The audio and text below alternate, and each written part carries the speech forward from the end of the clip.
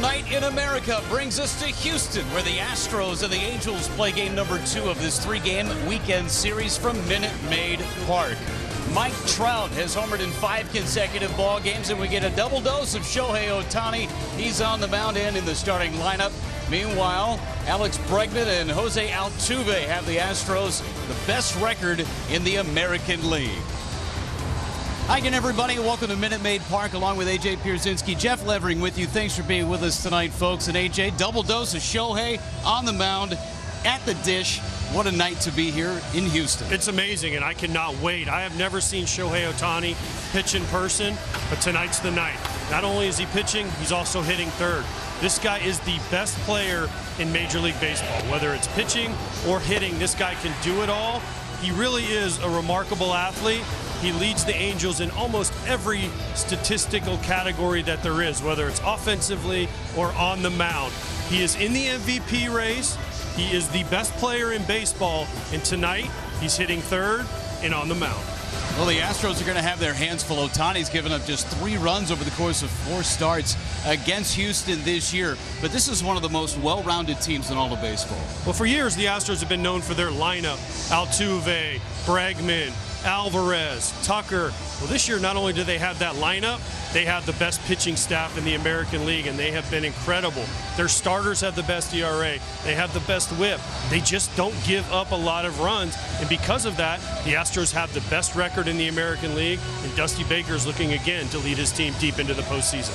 Fighting for seeding at this point for the Houston Astros as Trout and Ohtani take center stage here in H-Town.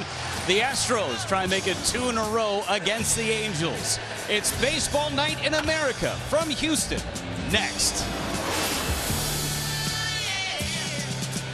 Here comes Roger Maris. There's a new home run champion of all time. Don't believe what I just saw. Urquidy Jr. has reached the unreachable star. The Boston Red Sox are world champions. Welcome to the first night of MLB Network. That ball is gone. It is caught. Oh, what a catch by Trout. The Cubs have finally won it all. The Atlanta Braves are world champions.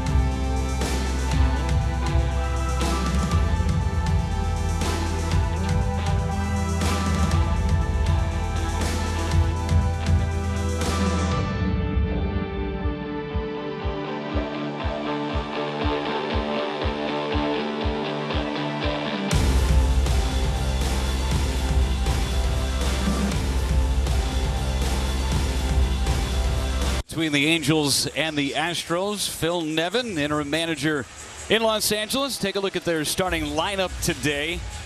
And David Fletcher up in the top spot. He's at second base. Mike Trout is in center field. Shohei Ohtani does the DHing, also doing the pitching too. He hits third. Taylor Ward, Matt Duffy, and Mike Ford in the middle.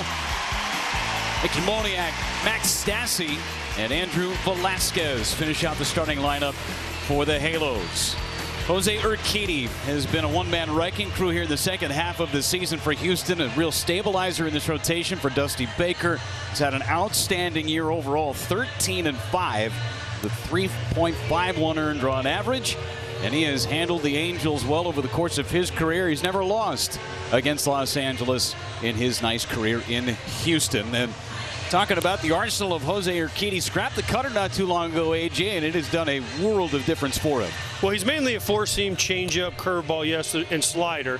The cutter is there, but he's gotten rid of it. Why?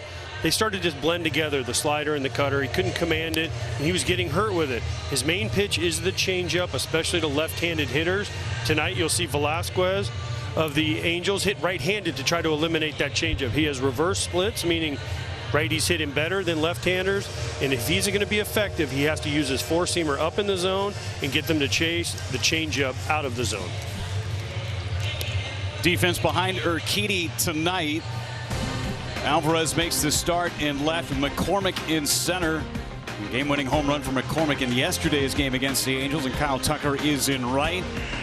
Bregman, Pena, Altuve, and Gurriel third to first on the infield, with Martin Maldonado flashing the signs for Urquidy. Just about to get this one underway here in Houston. Astros have won 12 of the first 17 against the Angels this year, as David Fletcher digs in to lead things off for Los Angeles.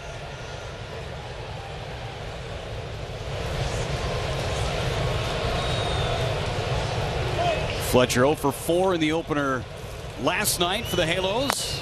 And we're underway with the first pitch, strike right down Crawford Street.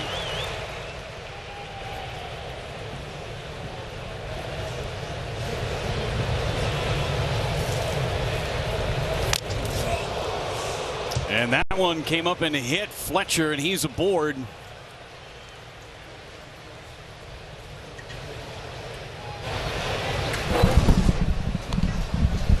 Well, this is the high four-seamer I was talking about, not where Urquidy clearly wanted to throw it, and that stings.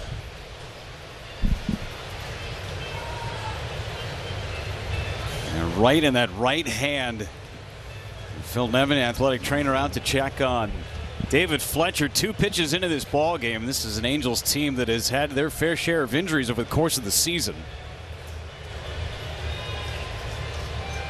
But there is a good thing about that, Jeff. His hand was off the bat, so it was kind of a little bit of give. A lot of times you start seeing him up in the hand and the wrist area when they're on the bat. It compresses the hand against the bat. His hand, he gets his hand off the bat. I'm not saying he's going to be okay because of that, but hopefully that helps him out. Going through the gamut of inspections there with that hand and palm area. Looks like he's going to try and stay in this ball game, and he will. Urquidy, his 7th hit by pitch of the season. And a leadoff man aboard for Mike Trout. Trout tied with Ohtani. 33 home runs on the season. Hit another one last night. Homered in 5 straight games. Timeout. Time called by Martin Maldonado.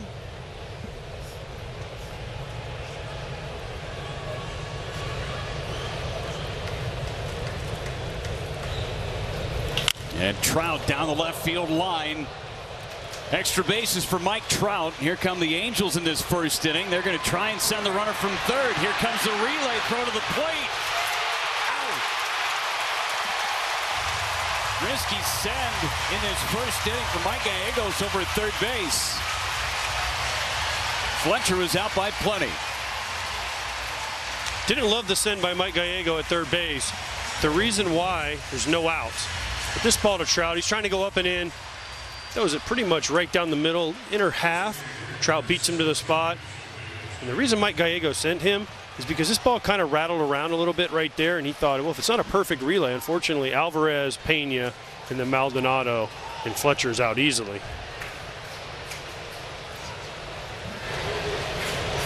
Not close there at home. But a great play by Martin Maldonado.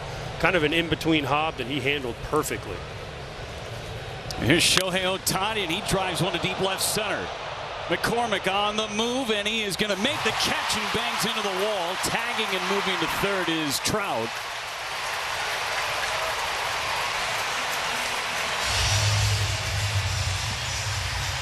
Couple of very well-struck balls back-to-back against Urquidy. Another fastball, and again, just kind of right down the middle, up, not high enough. When Ohtani this left his bat, I thought this ball had a chance. Maybe not because of Minute Maid, and it's a little bit bigger out there in left center, but what a nice play by McCormick in center field. He went a long way, banged into the wall, got it in very quickly to keep Mike Trout from possibly thinking about scoring from second. 2 outs, runner at third for Taylor Ward. Homered in yesterday's game as well, and off speed misses high from Urquidy. 5 pitches into this ball game, AJ. We've had quite a bit of action. I like it. Boys are swinging. Boys are aggressive. They want to swing. I like it. Typically something you don't see a lot of from the Angels. One of the more patient teams. Strike out a ton. See that a lot with the Astros, though. They will be free swingers early in counts. 2-0 on Ward. Ha!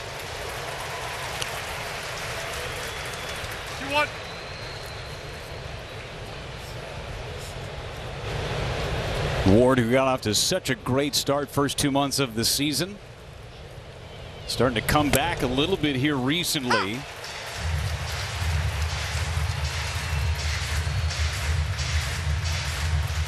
Even at 2 balls and 2 strikes. Remember in April he had what, a 1300 OPS, Ward? Yes, he's come back a little bit, but he has been a great player for the Angels all year.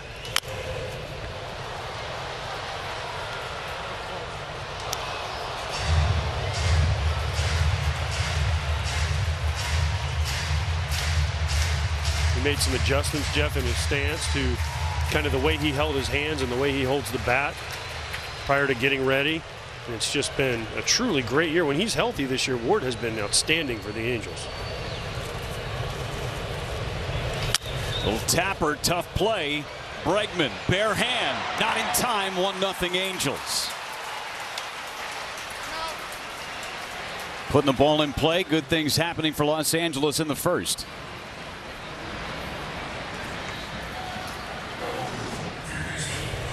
Well, just perfect placement. Good pitch by Urquidy. He knows it as soon as that ball gets by him. Bregman does everything he can.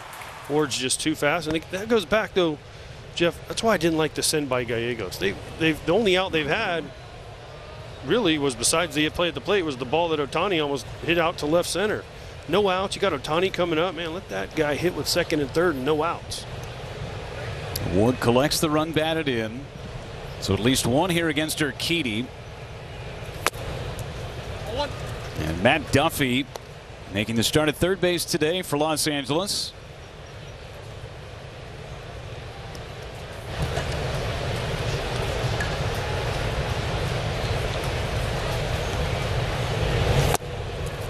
And took the breaking ball for a strike.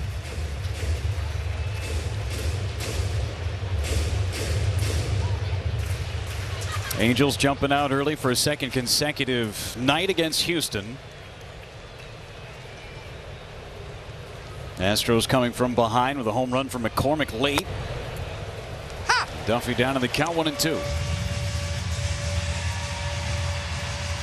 The Astros can play from behind. They're not afraid to. They fall behind. Their bullpen has been unbelievable. We already showed all their numbers. Their starters have been great. The thing is, they haven't been behind so many times because their starters have been so good the entire year. They just haven't had that many chances to really come from behind. Astros pitching staff leading Major League Baseball in quality starts and bullpen earned run average at .282.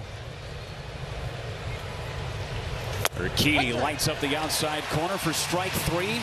But the Angels strike first. Houston coming up next.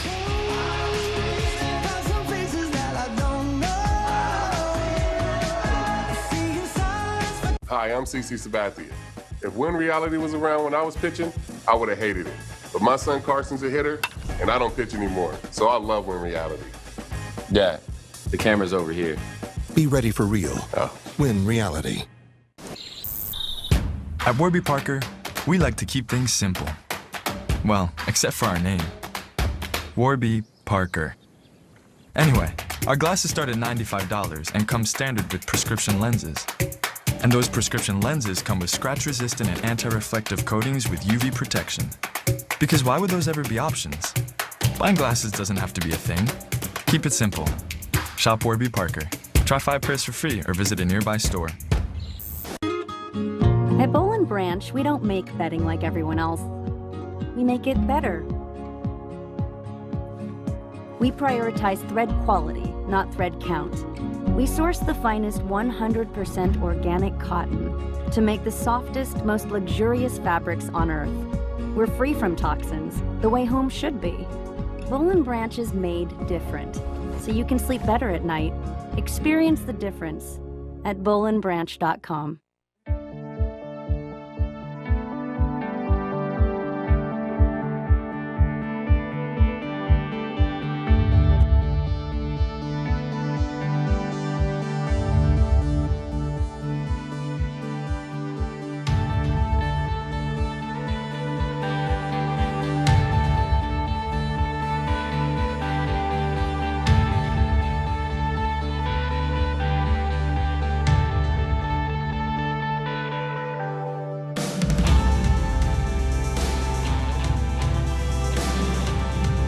Astros starting lineup announced by manager Dusty Baker. Altuve, Gurriel, and Alvarez at the top, with Bregman, Tucker, and Mancini in the middle.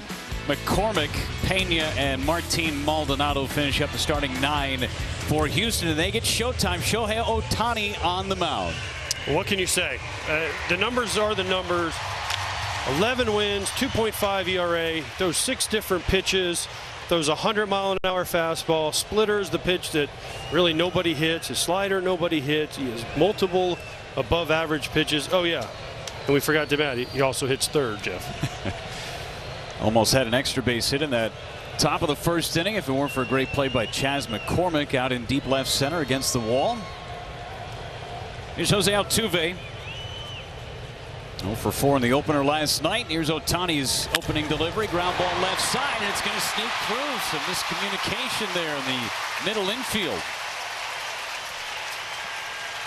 First pitch swinging, Jose Altuve. Altuve loves to swing at the first pitch of a game, and why not? It's a little, almost looks like a cutter out over the plate. And he hits it in the perfect spot.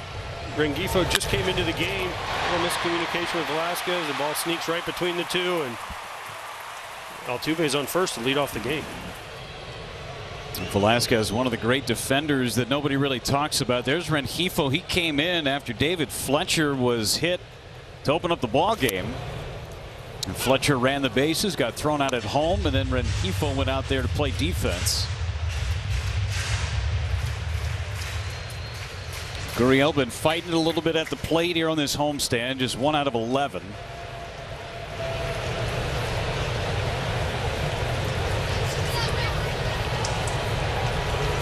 That one scoots by Stassi. Free 90 feet for Altuve. Take a look at the rest of the defense behind Shohei Ohtani.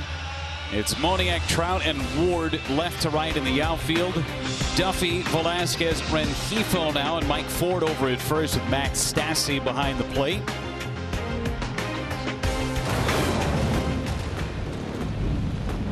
So Ohtani with a little trouble here in this bottom of the first inning, a base hit.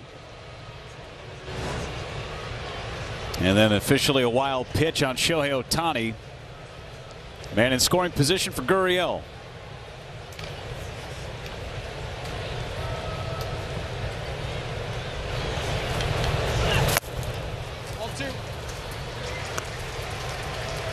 Two and 1 on Gurriel. For Ohtani, with the stuff that he throws, can understand why he would have a lot of wild pitches. Leads the league in wild pitches this year. Tough guy to hit, tough guy to catch. And if I was a hitter against Ohtani, I'd do exactly what Altuve did. Swing at the first heater you see, because you don't want to face the other stuff. Gurriel shoots one to right. They'll hold Altuve as the ball now gets away. And scoring is Altuve. Ward bobbled it, and we're even one apiece.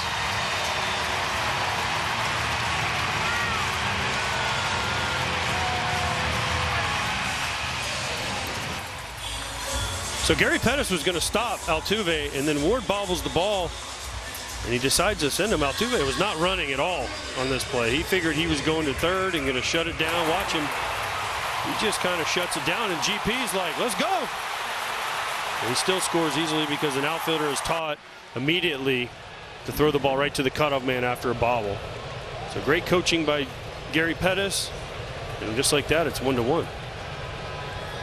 Base hit an E9, no RBI for Gurriel. An assist to Bad Bunny because of the playing conditions out there. The grass is a little bit chewed up. Minute Maid Park hosting a number of concerts here over the summer, like a lot of Major League fields all over America. You can see where they're still trying to grow some of that grass back, and as soon as the Astros leave town after this series against the Angels, 2 more concerts coming up next week. Lady Gaga plays here Tuesday night. Yeah. So that grass is only going to get probably more beat up, right? A groundskeeper's dream. It reminds me of Oakland in the Coliseum when after they would have a Raiders game and the outfield would just be destroyed from the football game.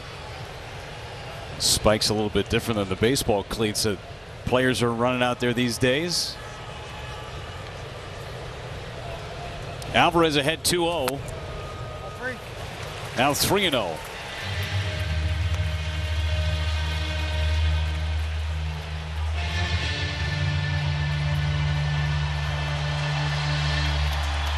We're 3 batters in. Ohtani does not look comfortable. If you look at his numbers, though, first 25 pitches when you got to get them, because after that, the numbers go so slanted towards Ohtani's favor that you really have a hard time. You don't get him early like the Astros have here. No one has really gotten Ohtani at all. And that's a 4-pitch walk to Yordan Alvarez. Let's take a look at the arsenal from Shohei Ohtani. StatCast powered by Google Cloud. Good luck offense. Yeah, you see the pitches. The slider has been unhittable. The splitter's been unhittable. The four-seamer has been the best one to get. Now, he started throwing the sinker, the last one, a lot more his last 3 or 4 starts, and it has been a devastating pitch. He's been throwing them at 100+ miles an hour. So already didn't have enough to deal with in a four-seamer at 100, a splitter, a slider, a cutter, a curveball. He's like, oh yeah, I'm going to start throwing a sinker at 101 miles an hour. Just to sprinkle it in for funsies. Here's Bregman. Great second half of this season, lays off the sliders. Interesting talking with Dusty Baker before the game today, AJ, just the approach from these Astros hitters. And in years past, when Ohtani would struggle with command at times, tell your offense just lay off and swing until you have to. Now the approach, it feels like he is so good with his command, save for the walk here to Alvarez in the first, you almost have to jump on that first pitch or second pitch. Don't wait around.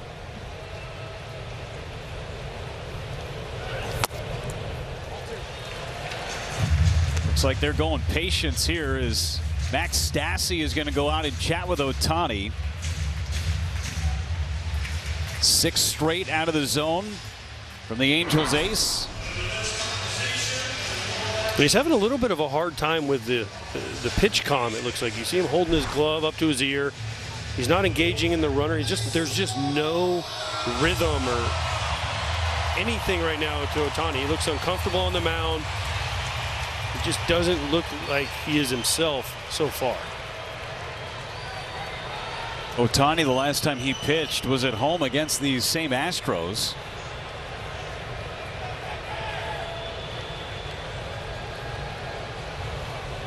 And Bregman hits one on the left side. That's one. That's all they'll get. Runners on the corners now. First out recorded by Ohtani. I'm out.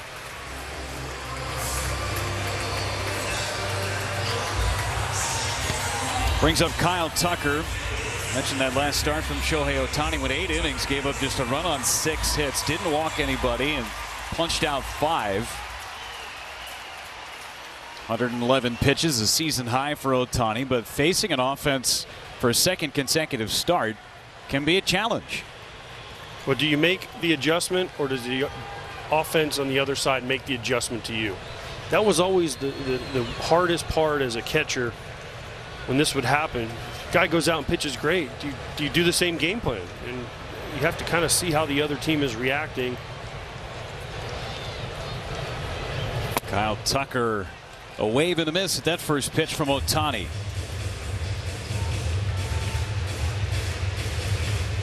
That wasn't Tucker's A swing right there. And for a guy who likes to swing at that first pitch, rare to see him take that kind of swing on that opening offering from Ohtani. He's the only guy on this Astros roster that has a career home run against Ohtani. And he bounces one towards the middle. Backhand play by Rengifo, and they're going to turn two and get out of it. What could have been a disaster, Ohtani turns it into just one.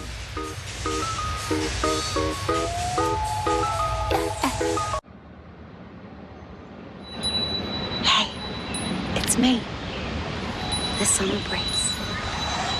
I just flew back into town. Let's get outside.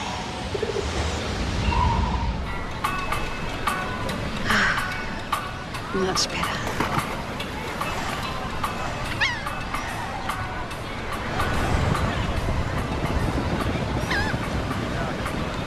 With the Game Time app, I paid 60% less than this guy. What? And it's not just sports tickets. It's also concerts. Performances, too. Oh, come on! Download Game Time. Last-minute tickets, lowest price, guaranteed. Want more hits? Train and win reality.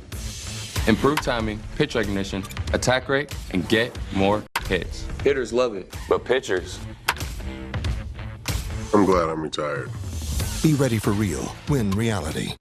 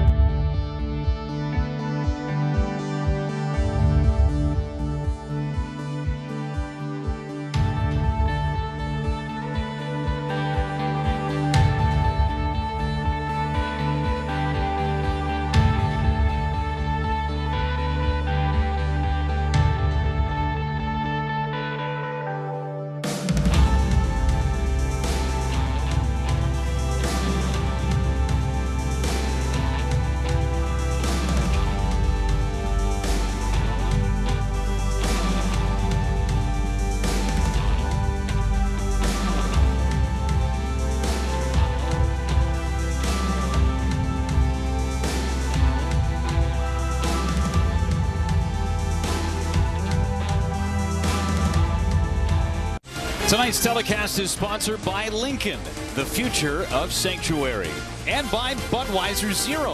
Full flavor, 0% alcohol, 100% on your game.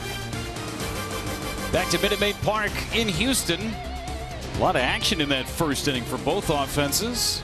Urquidy back at it against Mike Ford. Ford on his fourth organization of the season. Giants, Mariners, Braves. 3 home runs this year, all coming since August 29th. Ha! What you said, Jeff, was interesting to me. A lot of action, 1 run only, and could have been a lot worse for both teams. Both pitchers got out of it. Some great defense, some good pitches to hold each team to only 1. 2-1. Well, Urquidy trying to dial it back in, hit the first batter he faced and sent Fletcher out for the rest of the game as Ford rips one down the right field line. Extra bases for Mike Ford as he's going to lumber into second base. Leadoff double.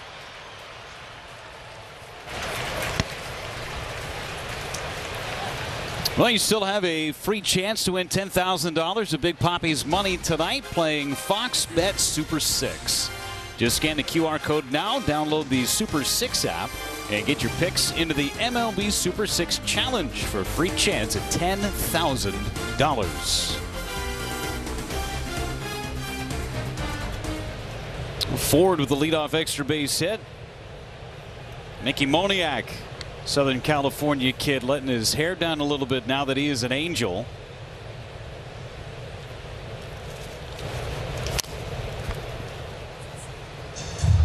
Former first overall draft selection of the Philadelphia Phillies, traded from Philadelphia to Los Angeles. Part of the Noah Syndergaard deal.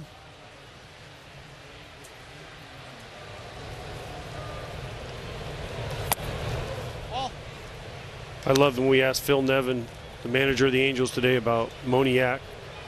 He said, yeah, I've known him for years. He said, played ball with my kids in travel ball, so I've known him and known what he's about. When he came over, he said it made it an easy transition. What an experience for Phil Nevin that must be, to know a kid who played with one of his sons on a travel ball team, 12, 13, 14 years old, and now you get to manage him in the big leagues. And his kids are in the big leagues. One of his sons is in the big leagues also.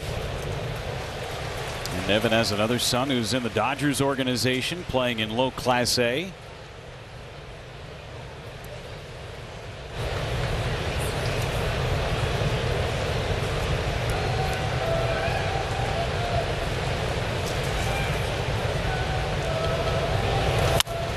Fouls it away, and everybody asking that Angels clubhouse say nothing but great things about Phil Nevin too. Absolutely. I've known Phil for 25 years and for a long time, and he is a baseball guy. Baseball, lives and breathes baseball, and he's gotten the opportunity. He managed in the minor leagues. Swinging bunt up the third base line. Urquidy throws, not in time. Moniak's got a knock. Runners on the corners here for the Angels. I'm out. Here you go. Second swinging bunt that has gone for a hit for Los Angeles. Right off the end of the bat. This is the changeup from Urquidy to Moniak, and he hits this ball right off the end of the bat. Watch it explode. The cup, where the bat is cupped at the end, it breaks. And this is just perfect placement. Urquidy does everything he can. You just have no chance. Gurriel did a great thing, came and got it to make sure the ball didn't go down the right field line. But so far through 1 inning plus, Angels are hitting him in some pretty good spots, Jeff. Run on 4 hits so far against Urquidy, who last time out against these Angels on the 4th went 7 scoreless innings and allowed just 4 hits, struck out 8. Hasn't given up any more than 6 hits in any start since, at least the Angels, since 2019. And just in general this year hasn't given up more than 6 hits since June the 8th. There's Max Stassi.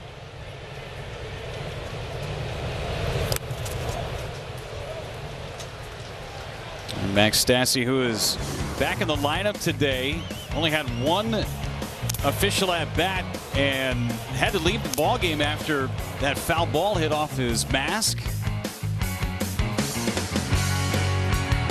Just precautionary for the Angels, and Phil Nevin saying it was more of a whiplash thing rather than a concussion thing, which is good. Ow. That's one of the things I do not miss about not playing catcher in the major leagues anymore, is taking a foul ball right to the chin like that. It wakes you up. It surprises you. It does a lot of things, and with all the concussion and all the brain-based stuff we've learned over the last few years. We were talking to Phil Nevin about that today, and he said, how many concussions did you have? You act like a lot. I told him 0 that I know of, and he's like, that's because you don't remember them all. 2-1.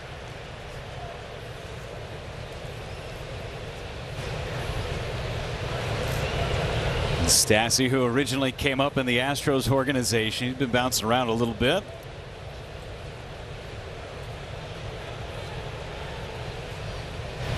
Runner takes off, swing and a miss, throw to second, and safe is Moniak.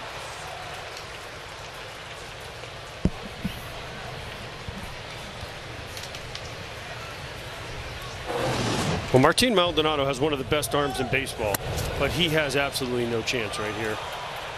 Moniak gets a huge jump off Urquidy. He still makes it very close. And you can't throw it any better than that, but Moniak just beat it because of his jump off Urquidy.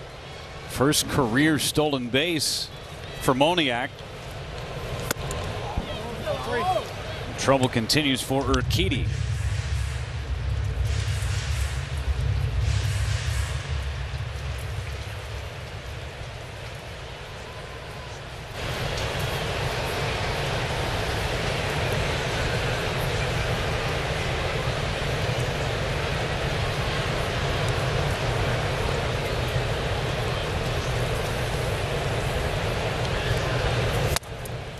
And the bases are loaded. First walk by Urquidy. Velasquez coming up. More, please. Seeing something a little different from Andrew Velasquez, switch hitter, who is hitting from the right side of the plate against a right-handed pitcher tonight.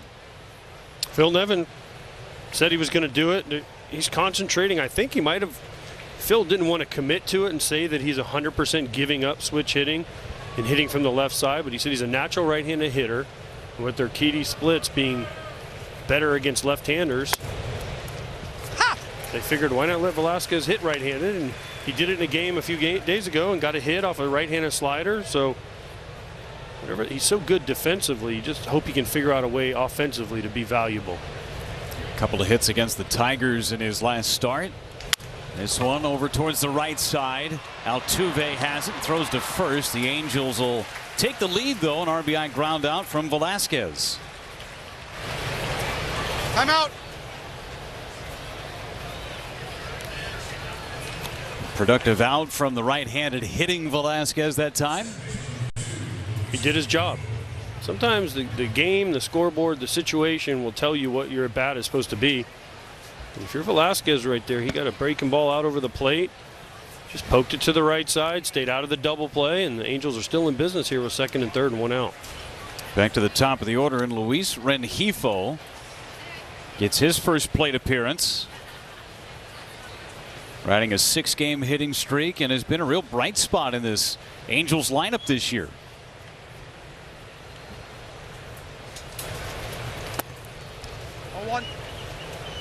And so much for his day off. Phil Nevin said, yeah, Rengifo's not in the lineup. Why not? He's like, well, he played 50-something games in a row. He was kind of joking. He's like, I just wanted to give him a day off. And then guess what? Bottom of the first, he's out there playing second base. Grounds one to first base. They're coming home, and they're going to get the out. Moniak on the contact play, thrown out at home.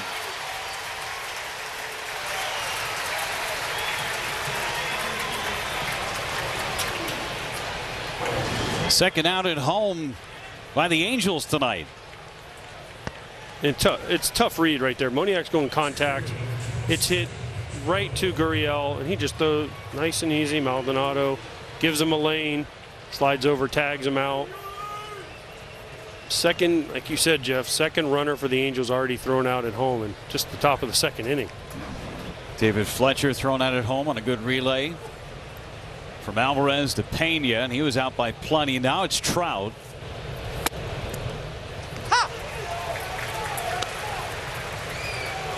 Trout doubled. That's when Fletcher got thrown out at home in that first inning. Trout ended up scoring on the base hit by Ward with 2 outs. Phil Nevin not happy with that last strike call from Dan Merzel. Thought it was up in the zone. And Trout to deep left. Headed towards the Crawford boxes and gone. Mike Trout with a 3-run home run. And he's now homered in 6 straight games.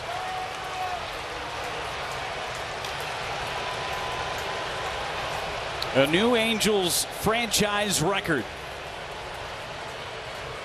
Tied Bobby Bonds last night, passes him tonight.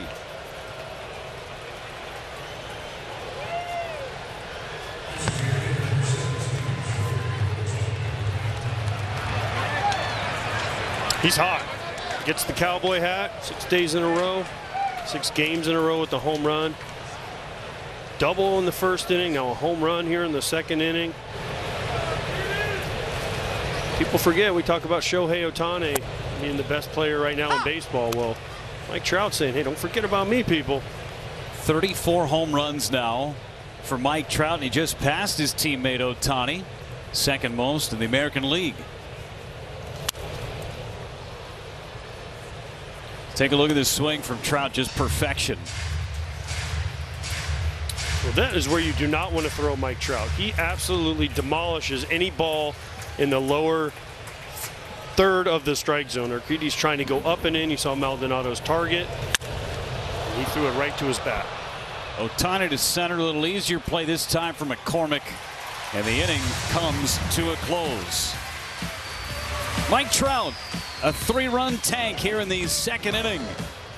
Angels have the lead here in Houston.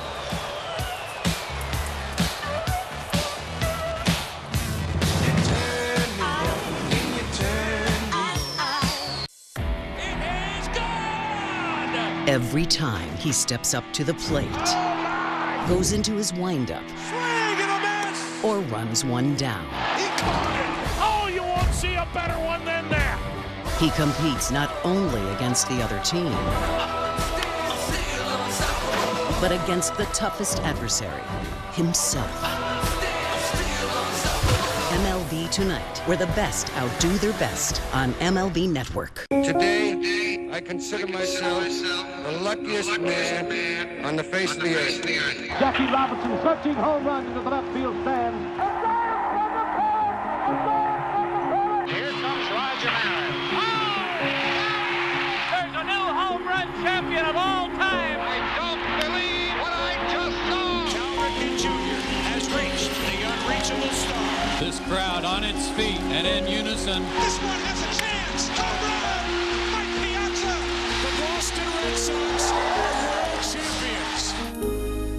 Welcome to the first night of MLB Network. Number 600 for Jim Thome. That ball is gone. 106. That would be a new record. It is caught. Oh, what a catch by Mike Trout. The Cubs have finally won it all. The Atlanta Braves are world champions.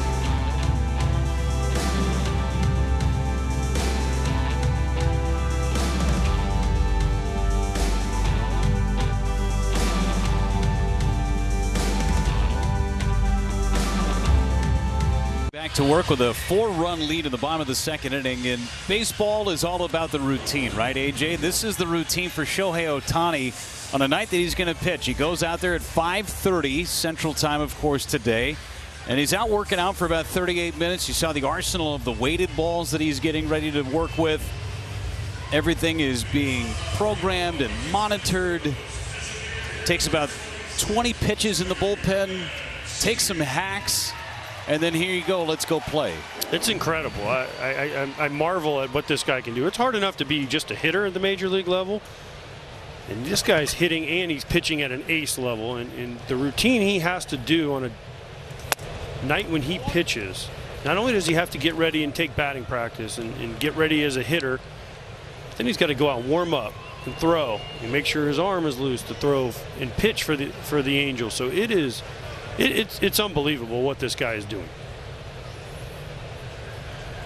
It's hard enough getting ready to play a position and hit at the same time, but to pitch and hit at the same time at this level, it's unheard of. It really is unheard of. And there were a lot of people, a lot of naysayers when he came over saying, no, there's no way he's going to be able to sustain success at this level. And I think the unicorn, as a lot of people have been referring to him as, proving everybody wrong. Well, that's what he is. He's Babe Ruth in today's world. Ha! He does so many things that you just can't describe. Talking to the Angels guys today, how good he is in the clubhouse, how good he is with the other guys, how funny he is, how much he tries to interact. And then he goes out and performs. He's the biggest superstar in the game.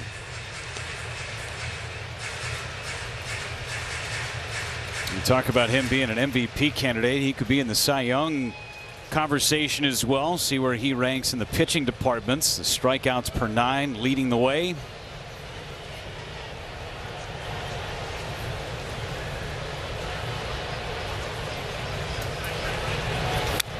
Mancini on a cool 99 from Ohtani. Ho hum. Lead the team in homers and throw 100. I think it's great, though, for baseball. It's great for the game.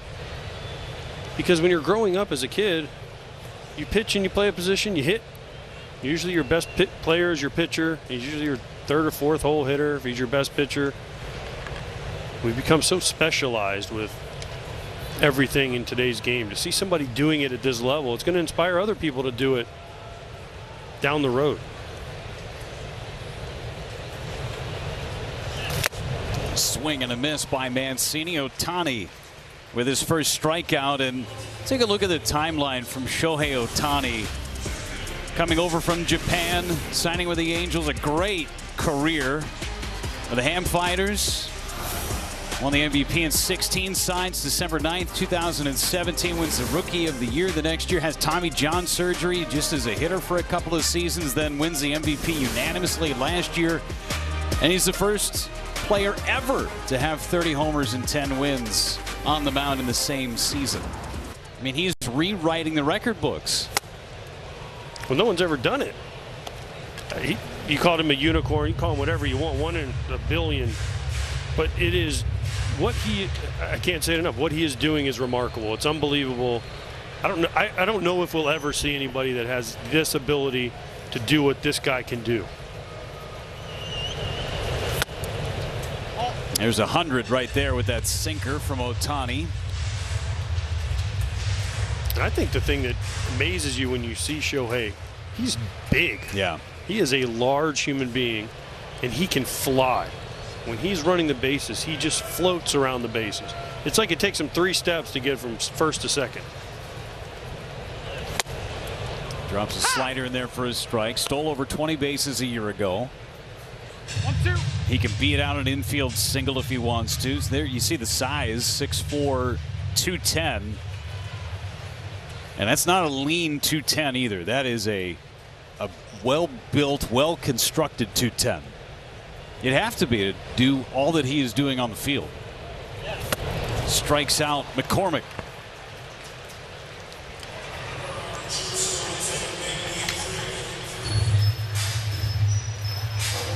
Well, I talked about in the first inning, you don't want to get to his secondary pitches with 2 strikes. It's just a slider that starts at McCormick's front hip and ends up off the plate away. No chance. After he's already seen 100 miles an hour. So it is just a tough at bat for a big league hitter against this guy.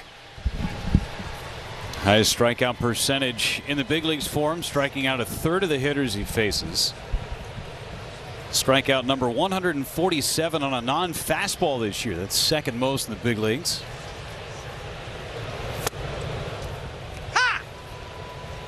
You know, he's so good that he could essentially throw a fastball the entire game and probably get away with it. Pick any of his 5 excellent pitches and just rely on that for a whole game and get away with it.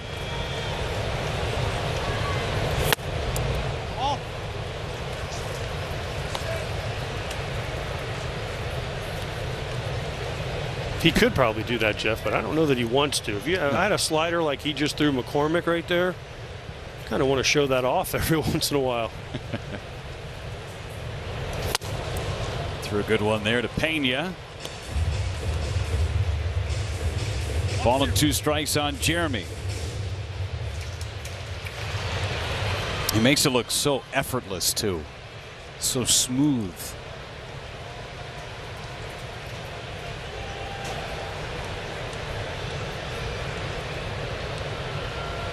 Time out.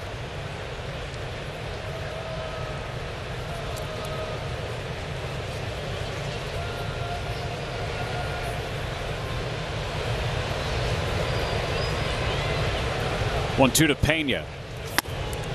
101. And that was a sinker. That was a 2-seam, 101 mile an hour fastball running in on Pena's hands.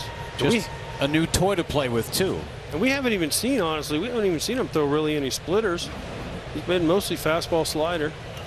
Here's a slider, busted bat liner into center for a knock for Pena.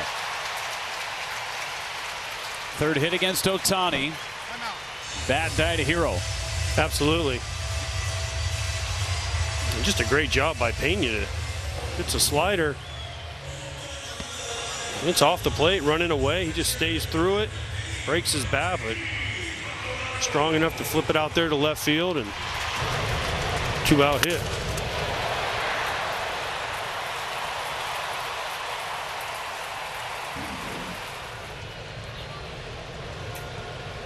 Martin Maldonado with an opportunity now.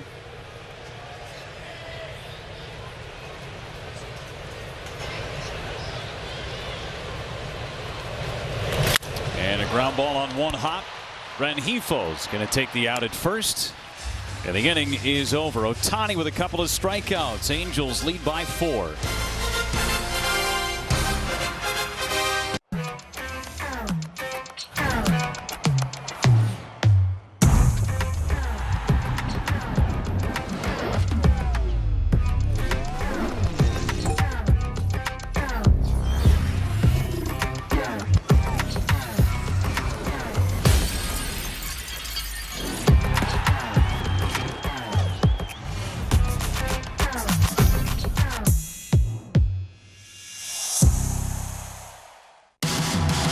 MLB Big Inning brings you the biggest plays of the night, live as they happen. Don't miss the ultimate baseball highlight reel. It's nonstop action on MLB Big Inning, every night on MLB.tv.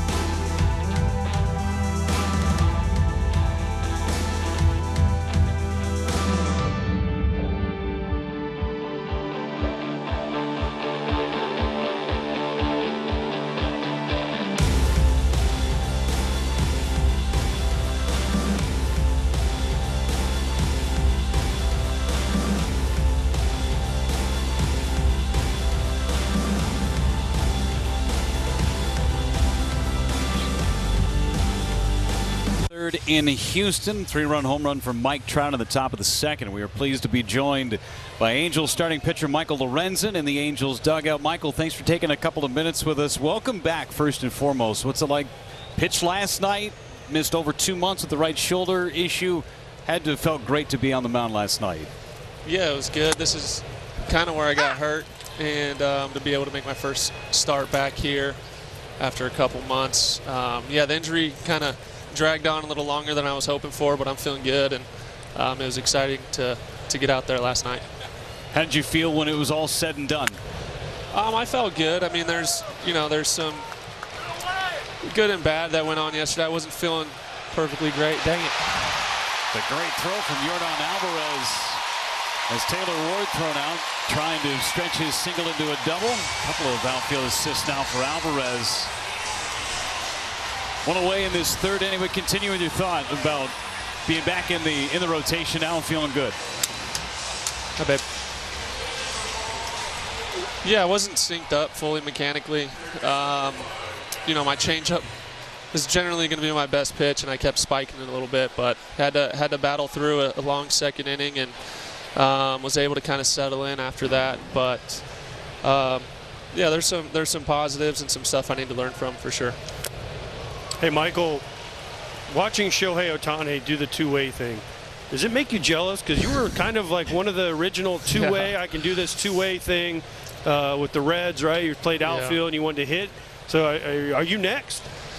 Yeah, I would love to be, for sure. Watching him, it's awesome. I mean, it's incredible. I think he's set the bar pretty pretty high for the standard of a two-way player. And yeah, man, it's awesome to see him. For him, it just looks like he gets to keep things pretty simple. Like a guy like me, I can go down the rabbit hole pretty deep, and I'm trying to get better and trying to work on stuff because you get a little bored and you have so much time on your hands. But I just remember when I was doing the two-way thing, I didn't have that much time to overthink anything. I just had to keep it simple, and it helped me a ton. I think 2019 was when we really did it, and I think I had my best year just because I couldn't overthink anything.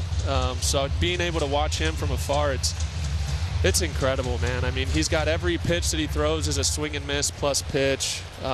He hits the ball a million feet. Like he stays on pitches. I mean, he's incredible. Does it marvel, or do you marvel, I should say, at what Ohtani's able to accomplish just with his pregame routine? Yeah, I mean, he keeps it simple. I'm telling you, it's really simple. He's really smart. He's really efficient with the work that he does. He knows what he needs to do to get ready for a baseball game, whether from the pitching side or the baseball side, or from the hitting side. And so, yeah, man, it's pretty efficient. And you know, I just marvel at the results that he gets. You know, it's insane. It's incredible. For you, Michael, in the offseason, the opportunity to come back home, how important was that to you? Oh, it was the most important thing to me and my wife and my family for sure.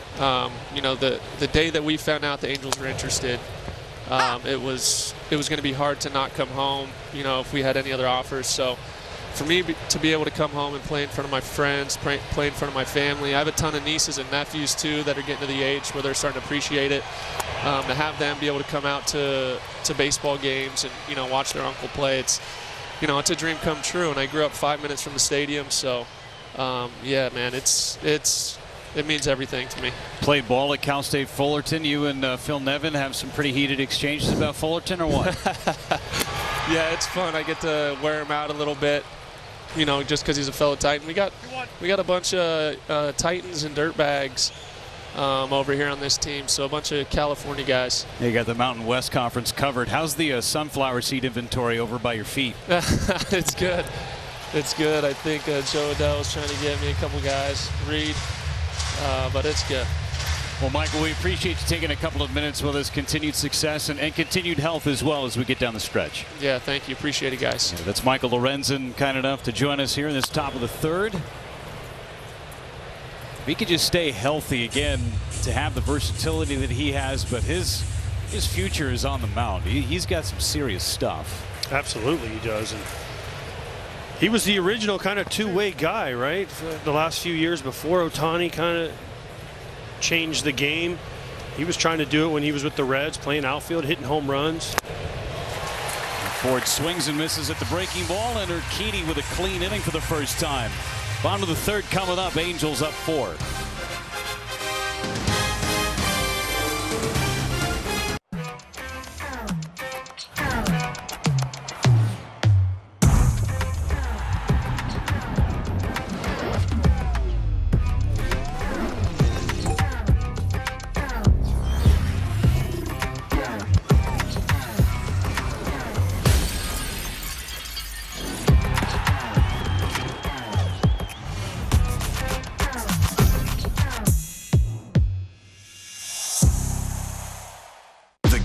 Changing, and so are the shows that talk about it. MLB Network's Off Base. What's going on, everyone? A modern baseball show for the modern baseball fan. It doesn't get much better than sitting around and talking baseball. Only on MLB Network.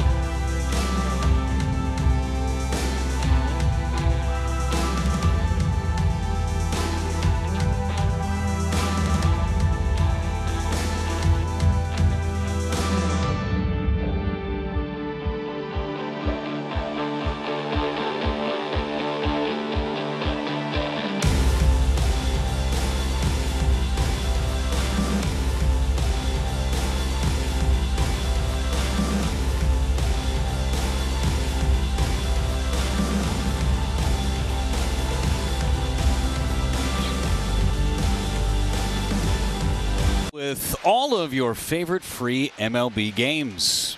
Play the hits, beat the streak, quick pick, and more. Visit MLB.com/play and download MLB Play today. Altuve taking a hack of that first pitch, just as he did to open up the Astros offense, fouls it away. One of the 3 hits so far against Shohei Ohtani, who's got a 4-run lead to play with.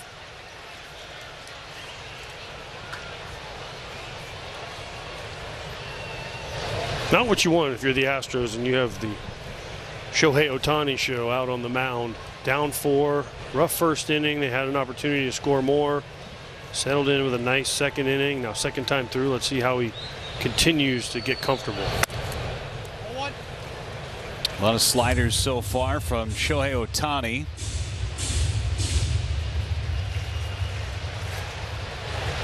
Nine out of 12 so far in the strike rate on that slider.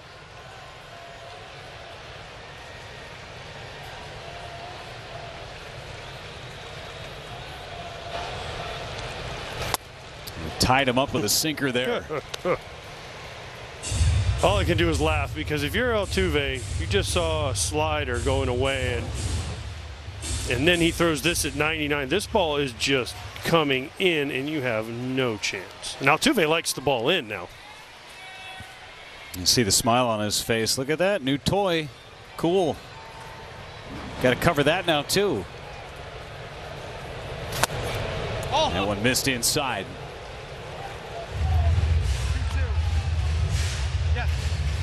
Ohtani wanted that. He didn't say anything, but he kind of looked at the home plate umpire and just gave him a smile. Phil Nevin asking where it was. Heard Dan Merzel, home plate umpire, say it was in.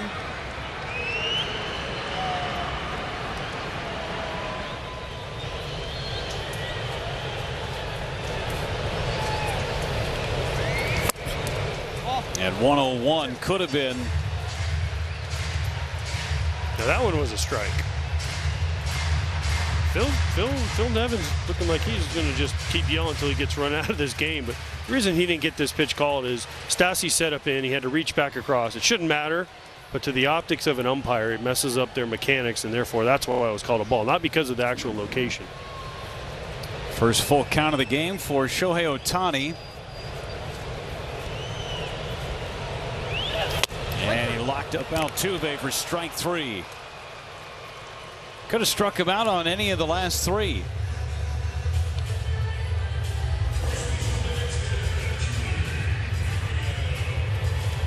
Well, after seeing 99, a sinker come in, and you saw the swing from Altuve, this one starts in the same spot and breaks right to the middle of the plate. And here Jose Altuve, sometimes you just got to tip your cap. As good of a hitter as he is, those pitches were just better. 2 of the 3 strikeouts so far for Ohtani on that slider, and drops the sinker low for ball 1 on Gurriel. Single to right back in the first.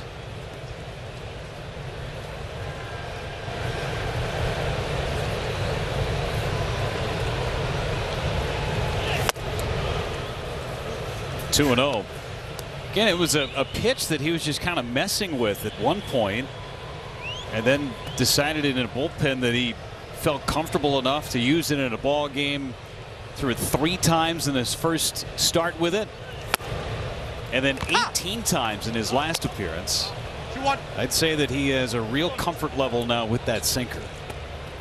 Well, not only that, but it just opens up so many more thought processes for him, as Gurriel's going to get a knock. Another shattered bat. That's about the 4th broken bat we've seen in this game already between the 2 teams. 2 for 2 for Gurriel. And the reason that the sinker is such a good pitch for Ohtani is because of this pitch. This slider he throws over 40% of the time, and it is going away from these right-handed hitters. And we have seen repeatedly these Astro guys laying out over the plate in the first couple innings. Yeah, they've broken their bats a few times, but they've also gotten some knocks. But when he's able to run that sinker ball coming into these righties, you saw what it did to Altuve. It changed the entire at-bat, and it makes it more of an X, like a crisscross at home plate. One's going to the right, one's going to the left.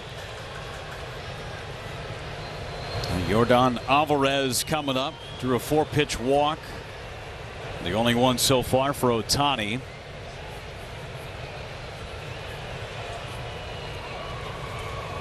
Alvarez takes inside for ball one.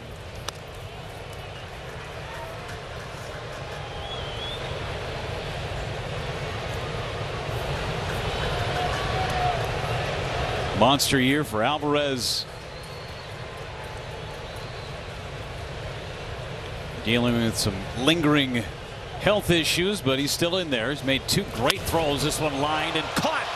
Rengifo, the second baseman, right place, right time. To your point, AJ, about Ohtani and the movement that he's able to get. Well, all these numbers, you look at them, you say, what do all those numbers mean? Well, if you watch, this is coming out of his hand and what a hitter sees. So by him being able to throw that orange one, the sinker, it's coming into a righty, and his main out pitch has been the yellow one, which is the slider going away. So if we could get it directly behind home plate, about where we are now, you see how one goes right and one goes left. Well, as a hitter, that means you have to cover both directions and both sides of the plate. For the longest time, Ohtani has mainly been away, with every ball going away from right-handed hitters. That sinker just makes righties have to be more aware of a ball coming into them. It's turned him into an even better pitcher as Bregman fouls one away. Nobody as a hitter wants to get jammed. You'll take a broken bat like Gurriel had out over the plate where you break your bat off the end, but it's a pride thing for a hitter. And Tony Gwynn and some of the great hitters, you say, good hitters get jammed, but nobody wants to get jammed. So if he's able to throw that pitch to a righty, they will start opening up a little bit early like we saw Altuve have to do, and then that makes that slider even more effective, if that's even possible to make it more effective. For hitters, if you know each pitch is going to go in one direction, you can lean that way. You can't lean anymore. Well, except for the old Mariano Rivera cutter that nobody could hit, and we all knew it was coming. Also true. One of the great pitches of all time. And pitchers. Yeah, with one pitch, basically. He did throw a sinker every once in a while, but that's why righties had better success against Mariano a lot of times than lefties, because the cutter was going away from them and there was really no balls coming into them.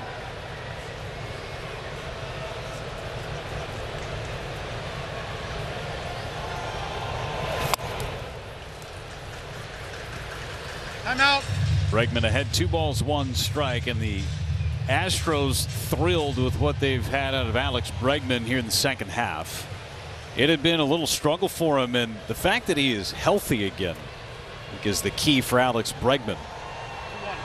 He's healthy, and talking to Dusty Baker before the game, they've been surprised. Not only they knew the production would be there, Bregman, but he's just battled so many injuries the last few years. For him to come back and play as many games as he's had and keep running out there has been the thing for the Astros they're the most proud about.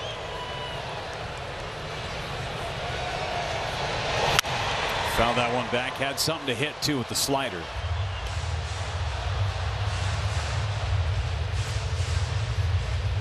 August Player of the Month. He claimed at the end of the month it was because of his newfound dad power. Not getting any sleep, apparently. That's right. No sleep, can't worry about any of the other stuff. Just go out and play. Just try to get through the game, get home and get a nap in when you can.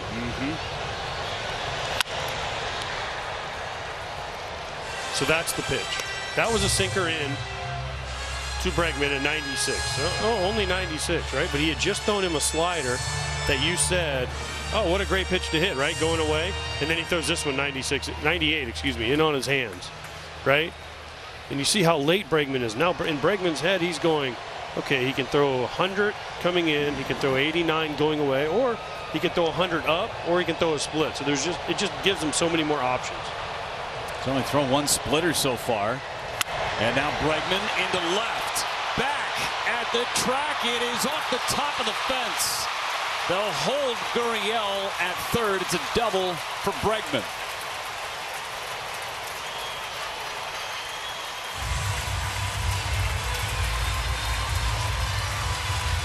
Didn't sound like he got it all, but he got enough. Short porch and left in front of the Crawford boxes. I think that was a split. You said he'd only thrown one. Well, here's another one. And this isn't a terrible pitch. Bregman catches it off the end of the bat. And when he hit it, because of those Crawford boxes, I thought it was going to be a home run. Not the best sound in the world, but it just misses being a home run because they played it perfectly in left field. Moniak, they weren't able to score Gurriel from first with 2 outs. 89 miles an hour off the bat for Alex Bregman. A little bit off the end. RBI opportunity for Kyle Tucker, who's been one of the American League's best in this department.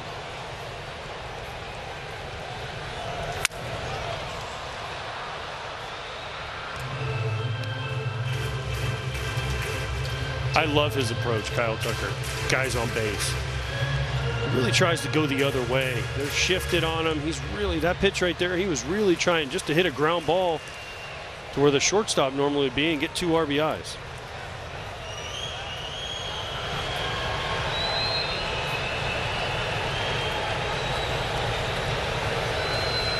Tucker hit into a double play to end the inning in the first. Another run scoring chance for him.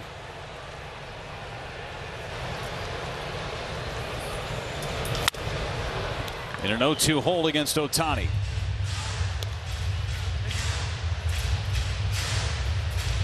See what he's done with 2 outs and runners in scoring position.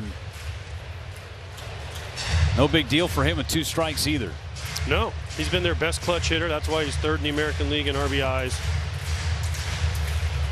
But I love what Ohtani did. He threw him a first pitch away, foul ball, looking to go the other way. Then what does he do? He backs it up with a cutter in, makes him aware of the ball coming in, and again, he has options with 2 strikes here.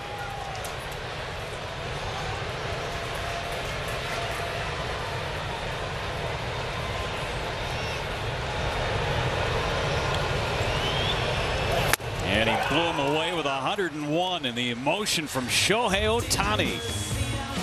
Strikeout number 4 for Showtime.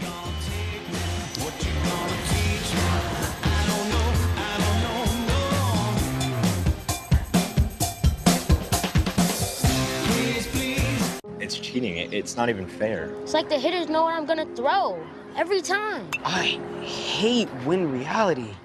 I love it. Be ready for real. Win reality. With Home Chef, you're not just home cooking, you're home acing it.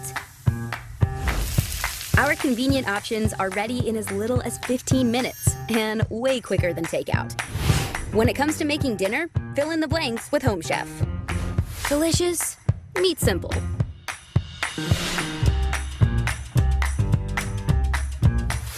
Get 16 free meals when you sign up at homechef.com. This is the planning effect. Nina's got a lot of ideas for the future. A lot of ideas. So when she wants a plan based on what matters most, she turns to Fidelity. At Fidelity, anyone can create a free plan that can change as your priorities do. And Nina's free plan, it leaves her free to focus on what's important right now. That's the planning effect from Fidelity.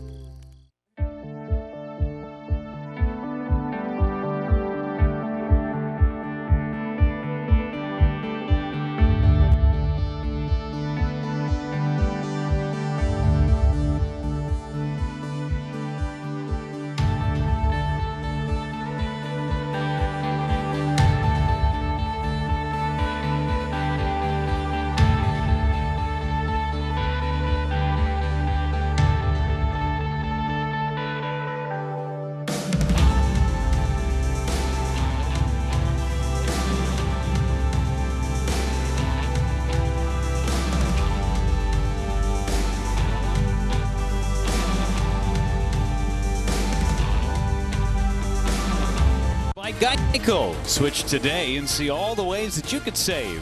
And by Hyundai, it's your journey.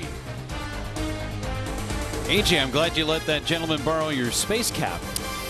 So, ironically, one time when I was doing a game here, the groundskeepers for the Astros at the Astrodome used to wear those helmets. And Gene, lovely PR director for the Astros, brought me the actual helmet. I got to put it on. How about that? It was really cool. Did you feel like you were ready to fly to space? I felt like I should, yes. Nice. I don't know if it would have protected me very much, but it was a... How secure it was? Yeah, the oxygen wasn't flowing in it. I can't imagine wearing it because it would have been so hot. Moniak hits one in the air to left. Easy play for Alvarez for out number 1. We'll start Saturday strong with America's #1 game window. Big noon Saturday on Fox. Next weekend, Dylan Gabriel and number 7 Oklahoma face their historic rival Nebraska. The big noon kickoff pregame show will be live from Memorial Stadium in Lincoln at 10 Eastern. And it's Oklahoma, Nebraska. Next Saturday, noon Eastern on Fox. Pretty great game Fox had for their first big noon today, huh? Alabama, Texas, from Austin. We had to delay our meeting with Dusty Baker so we could watch the end of the Alabama-Texas game. Last second field goal. What a great game that was. Dusty Baker was not watching football.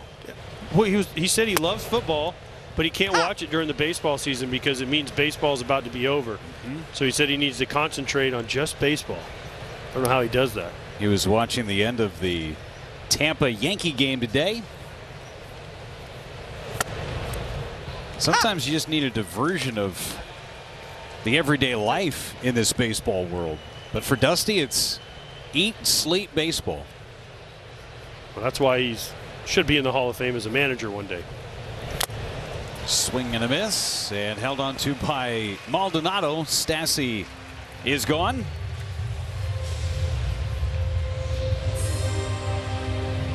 Dusty Baker, who's been so good as a player and then as a manager after the fact. World Series champion in 1981, was on deck when Hank Aaron hit number 715. 3-time manager of the year. Took the Giants to the World Series. And Dusty, one of 2 players or managers in big league history with 1,800 hits and 1,800 wins as a skipper.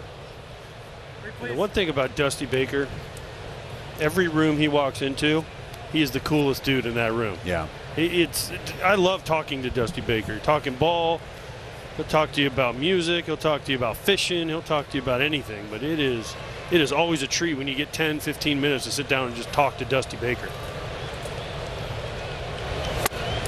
Urquidy missed. 2 balls, 1 strike on Andrew Velasquez. Just such a great baseball person. Now his son Darren Baker in the Washington Nationals organization. How cool was it for the 2 Bakers to share the same spring training facility? Dusty could go manage a ball game and then go over to the minor league fields and watch his son play the afternoon game if he wanted to. Pretty awesome. Let's think about Phil Nevin. He's managing the Angels. When they played the Orioles, he got to watch his play against his son, manage against his son. Bet he had a pretty good scouting report.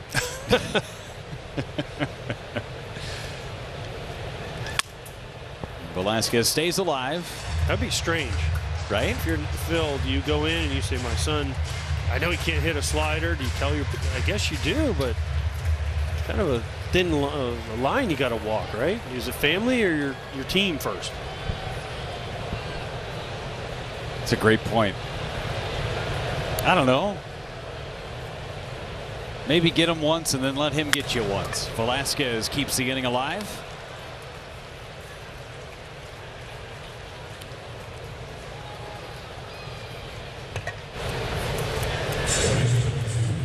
Top of the order for Luis Rengifo.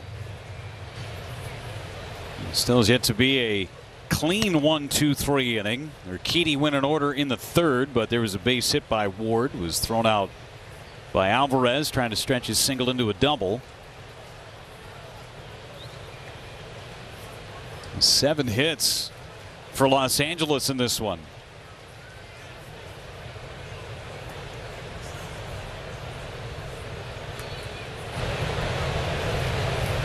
Reached on a fielder's choice, did Rengifo, and scored on the 3-run homer by Trout.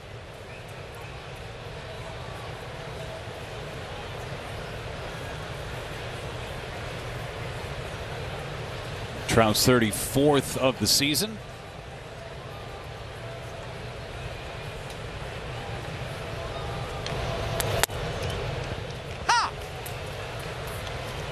And back on the Dusty Baker comment as well. If the Astros come back and win this ball game today, it'll be the 12th time in his managerial career that he will have a team that wins 90 or more games. 12th time. That's some great clubs. To the right side, that'll find a hole. Velasquez digging for third. Here's the throw. It's not in time. They're on the corners now for Trout.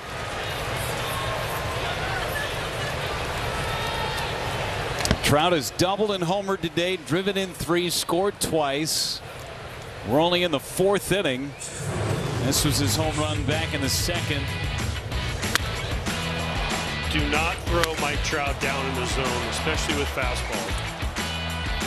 Yeah, he was trying to go up. Urquidy knew it. Ball was just low enough. Trout has a little bit of an uppercut in that swing. If you throw him strike breaking balls, especially down or fastballs down, he will absolutely kill you. And Urquidy found out the hard way. Trout with his 4th home run against the Astros this season. His 29th career home run against the Astros. That last pitch, just the 4th that he has seen in the game. Dialed in. Yes. We got lucky. We got to have a nice chat with Mike today down in the Angels locker room.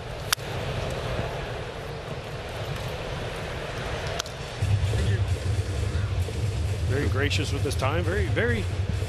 We get to go. We're lucky enough we get to go in the clubhouses and talk to the managers, but most of the time you don't get to get a player that often. Luckily, Mike gave us some time today and he's talking how great he feels. He's like, I feel finally healthy again, and he's playing like it.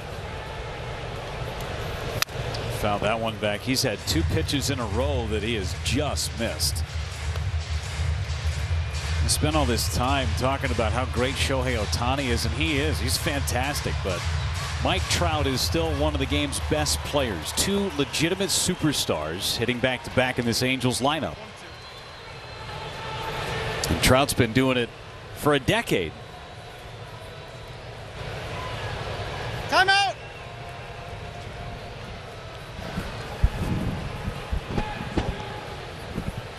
Just a little bit of hardware there for Mike Trout. 3 MVPs. All-Star 10 different times.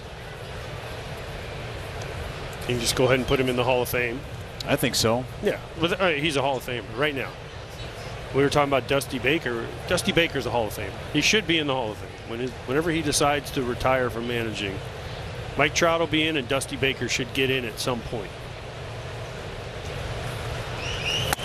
And Trout took a called 3rd strike on the outside corner. Urquidy ends the Angels' threat. Los Angeles leaves them on the corners.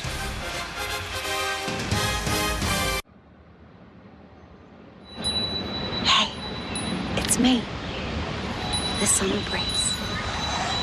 I just flew back into town. Let's get outside.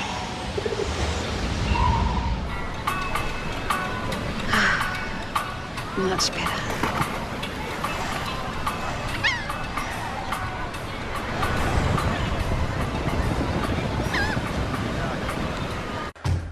The search for high-quality meat ends here. With ButcherBox, you get 100% grass-fed beef, organic free-range chicken, humanely raised pork, wild-caught seafood, and so much more. Sourced from partners who believe in doing things the right way. Together, we can make a difference, one meal at a time. Sign up today at butcherbox.com for a special offer. Nice. What? With the Game Time app, I pay 60% less than this guy. 60%? Game Time finds you the best last-minute deals and guarantees the lowest price. Download Game Time now. Nice shirt. Whether you're looking to support your mental health, perform like you used to, or regrow your hair, Hims can help. Through Hims, you can get access to trusted treatments from licensed medical providers, 100% online. Get started today at forhims.com.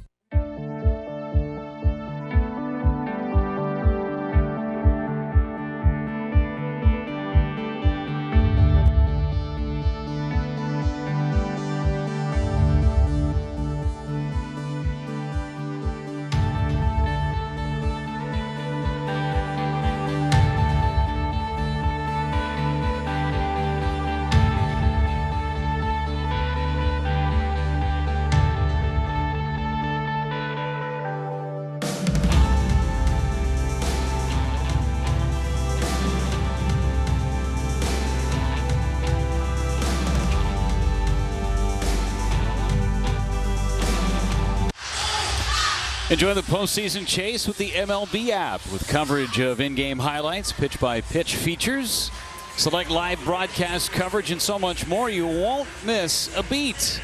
Download the MLB app today. Orbit's entertaining the fans as he always does. Here in Houston, pleased to be joined in the Astros dugout by starting pitcher Lance McCullers. Lance, thanks for taking a couple of minutes with us today. Congrats on the win last night. And first and foremost, we talked to Michael Lorenzen on the other side in the third inning. He's coming back from an injury. You as well made just 5 starts since coming back. How's the elbow? Yeah, it's good. You know, last year in the postseason had a little bit of an elbow issue, but we've made it out of the woods, and I'm happy to be back with the boys. Was it frustrating that it took you until August to make your debut this year? Yes and no, because for a long period of time there, we thought surgery was gonna have to be the answer. So you know, we knew that we're probably gonna have a long road ahead of us as spring training got underway. Obviously, because of the lockout, I wasn't able to work with the team and the staff and had that communication, unfortunately. So a little bit behind the 8 ball when spring training came around, but very thankful and very grateful that I'm back out there. Lance, as you watch, I know he's on the other team, Shohei Ohtani, do what he's doing. Are you also in awe as a player playing against him, seeing him hit third and throw 101-mile-an-hour sinkers at your guys? Yeah, it's pretty remarkable. I'm not gonna, just because I'm over here, you still can, respect and appreciate when guys are, extremely talented and doing things that we haven't seen in a long time. And for me, I've seen him since 2018. I've played against him since, he first signed with the Angels, and I think the growth that he's shown, not only on the mound but at the plate as well, the growth and how he's become really a complete ball player. And I know there are a lot of people that didn't know if he's going to be able to do it. He's certainly shown the world that he can. Lance, you have 1 career hit. You ever think you could be a two-way player? No. It wasn't a bad knock. It was off Patrick Corbin. He's a pretty darn good pitcher, and I got World Series RBI that I'll gladly take, and that'll be it. I can't imagine having to pitch yesterday and come back and DH today, or as I'm trying to prepare for the week, try to hit. I'm not that guy. Lance, you've got a really impressive group that you have in that pitcher's room. 6 of you guys in the rotation right now, all homegrown, and then Justin Verlander's going to join you guys, kind of like the Papa Bear in the clubhouse. But I mean, for all of you guys to be able to be homegrown through the Astros organization, now pitching this team to 89 wins, has to be extremely satisfying. Yeah, I mean, I think it's great. I think it's a testament to our organization and how we do things at the ground level up. And big shout out to all the player development and the scouts along the way that have been able to help our guys in this clubhouse become great pitchers. And it's not easy. A lot of times there's big expectations on guys coming out of the minor leagues, and then sometimes in the big leagues you have to adjust. But fortunately for us, our guys are prepared well, and they come up here, and sometimes they even exceed expectations. And you got a guy like Justin Verlander, the leader he is in the clubhouse, and how he's been able to come back from Tommy John and the job he's done this year. It's been unbelievable to watch. How much do you guys push each other? I don't know. Justin's a special breed, man. He's just one of those guys. He's a first ballot Hall of Famer in my eyes, and I think as his career, people thought years ago maybe he was coming to an end, and you just see him pushing through, continue to do things that he hasn't done in years. Ever since he's put an Astros uniform on, it's been something special. That first game in Seattle, I still remember when he came over in late August, and he made that start, and I was like, wow, like we're winning the World Series. So Justin is a great competitor. He's a great teammate, and he helps more than anything. And I think all of us have really good, healthy competition because we want to succeed. But you have guys like him, setting the tone.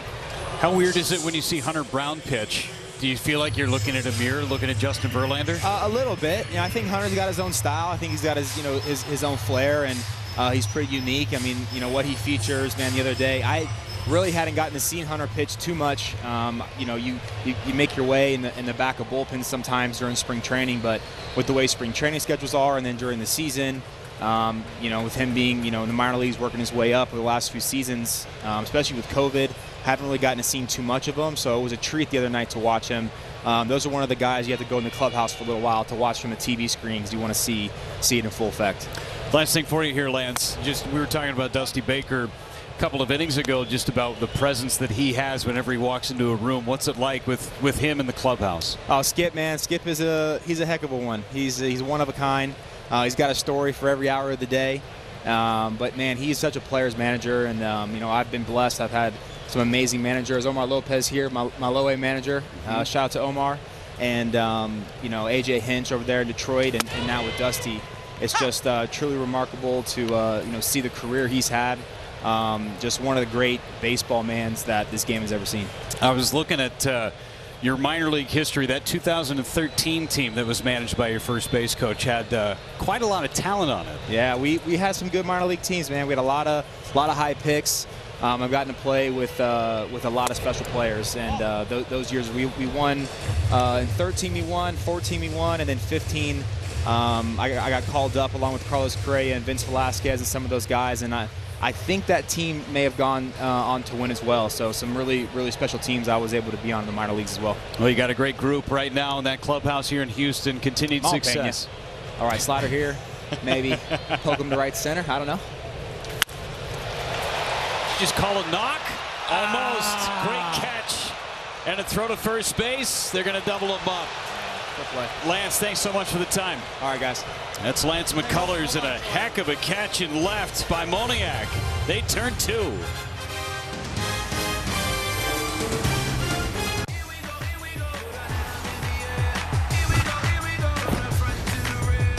Watch games and coverage all day, every day, your way on MLB Network.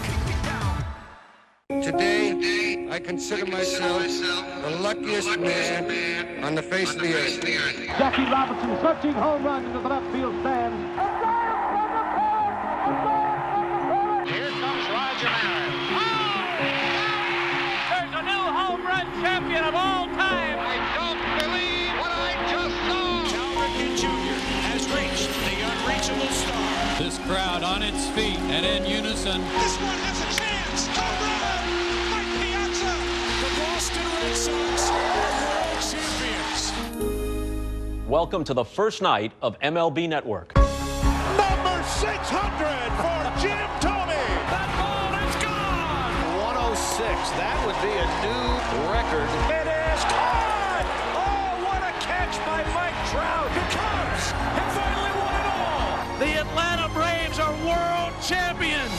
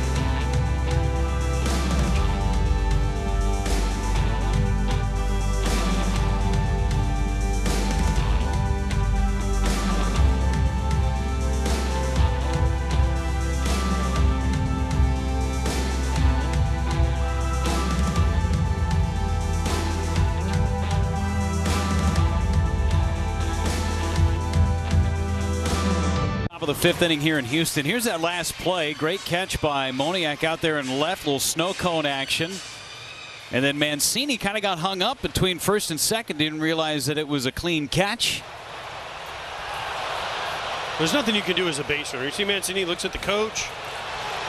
Plus, the other thing that made that so hard on Trey Mancini was that a snow cone. So he sees the ball close to the ground. So you think the ball's out. And Omar Lopez, the first base coach here, talking to umpire Lance Barrett at first. You got to make a quick call. He's saying, just make me a quick call so my base runner knows what to do. Ohtani rolls one to the right side, picked clean by Altuve, and Ohtani is out. He's 0 for 3. That's a great point, though. You got to make the call quick, one way or the other. Otherwise, your base runners are hung out to dry. And that's what happened to Mancini right there. He had nowhere to go.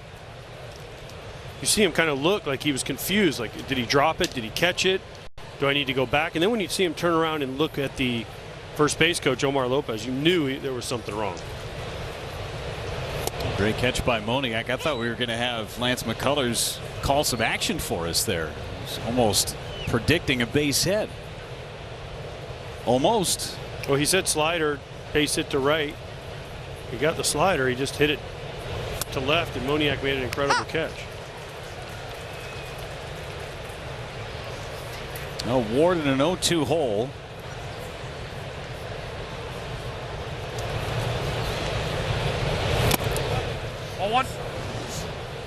There's a look from our vantage point, and Mancini's as well as what he's looking at as the base runner. There's just nothing to do. There's nothing you can do. No umpire really made any sort of a call, so you don't know what to do as a base runner. You're hoping the second base or third base umpire, somebody just yells, you're out, catch, whatever it is. It's tough on the umpire, too, because they're not sure. Alfonso Marquez, the second base umpire, the crew chief there, he was running out, so he has his back to the guy at first. Lance Barrett, the umpire at first. He's watching for a million other things. That was just a tough play all around. Yeah, it's Ramon De Jesus called the third base umpire. He was the only one that signaled anything, and it wasn't anything definitive either. He was right on the chalk in the third baseline. Ward hits a single to right. Ward's 3 for 3.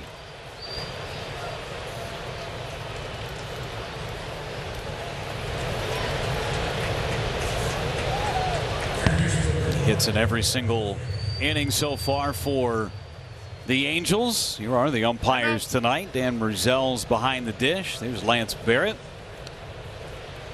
Alfonso Marquez, he's the crew chief, and Ramon De Jesus.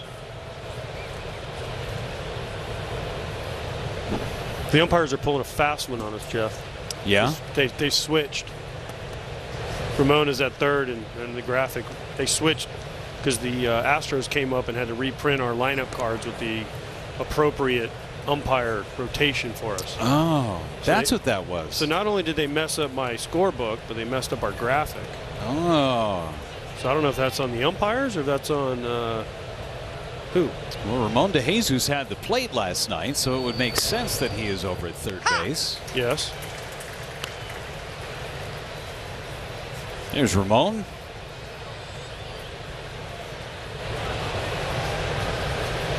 Veteran crew chief Alfonso Marquez. A lot of action from the stretch from Urquidy. Oh.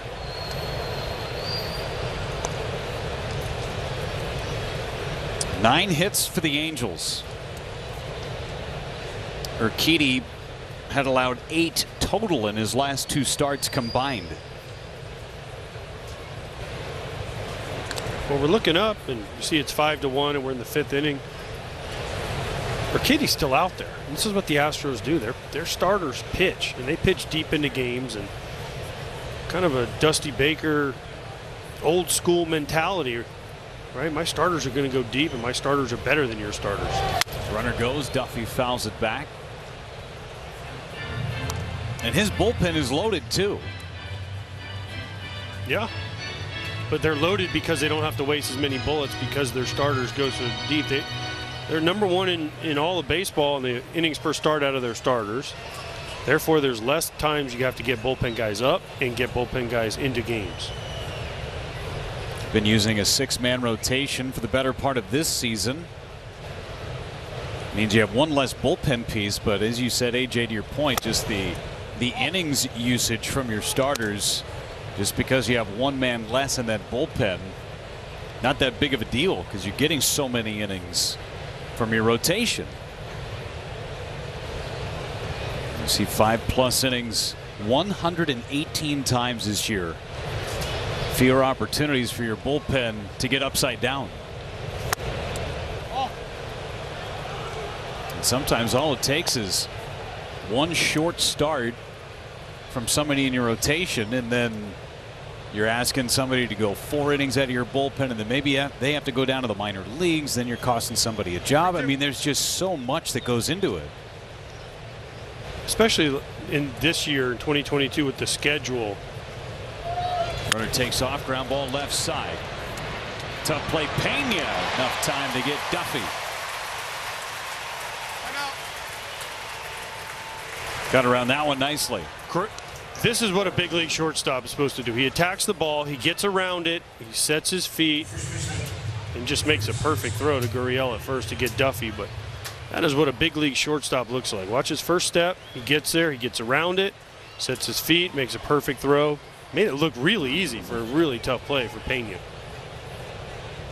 One of the top rookies in the American League.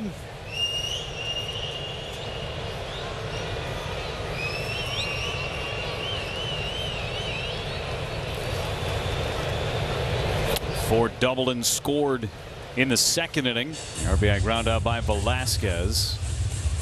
It's the only run that is scored in this game for the Angels with less than 2 outs.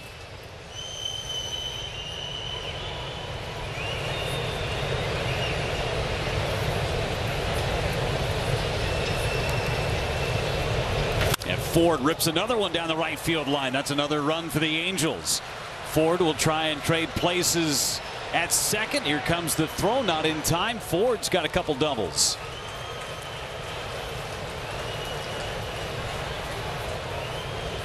Another 2-out run for Los Angeles.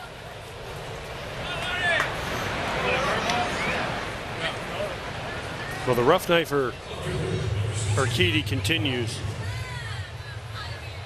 Just gets this ball up, breaking ball, comes right into Ford's bat. He rips it down the right field line for a double. Ward scores easily from second base. The Angels just continue to pile on. 10 hits now for the Angels. First time Urquidy's given up double-digit hits since the 28th of May. It was in Seattle.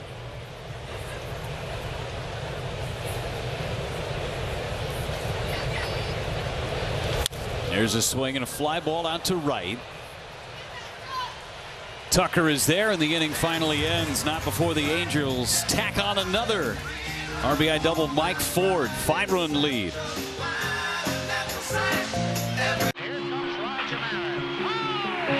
There's a new home run champion of all time. I don't believe what I just saw. Cal Ripken Jr. has reached the unreachable star. The Boston Red Sox are world champions. Welcome to the first night of MLB Network. That ball is gone. It is caught. Oh, what a catch by Trout. The Cubs have finally won it all. The Atlanta Braves are world champions.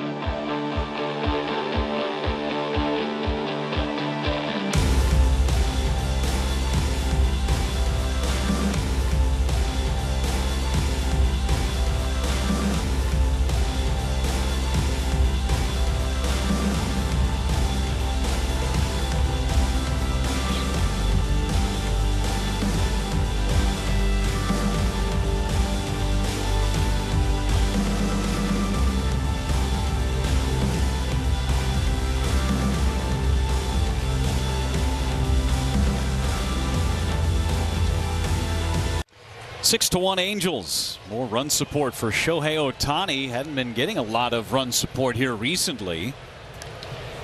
See what he's done on the hill. 64 pitches. Found his command after the first.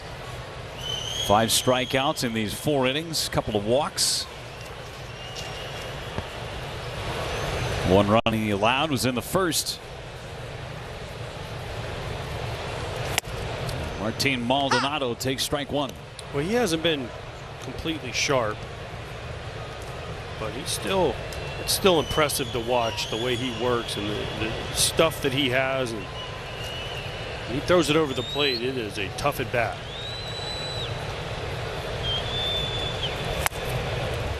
Drops slider in for strike 2. Struck out Kyle Tucker in the 3rd inning to get out of a 2nd and 3rd 2-out situation on the fastest pitch he's ever thrown.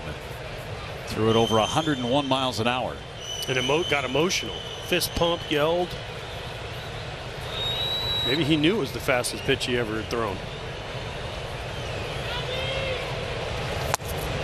There was 100 and just missed. It's fun to see Ohtani play with as much emotion as he does.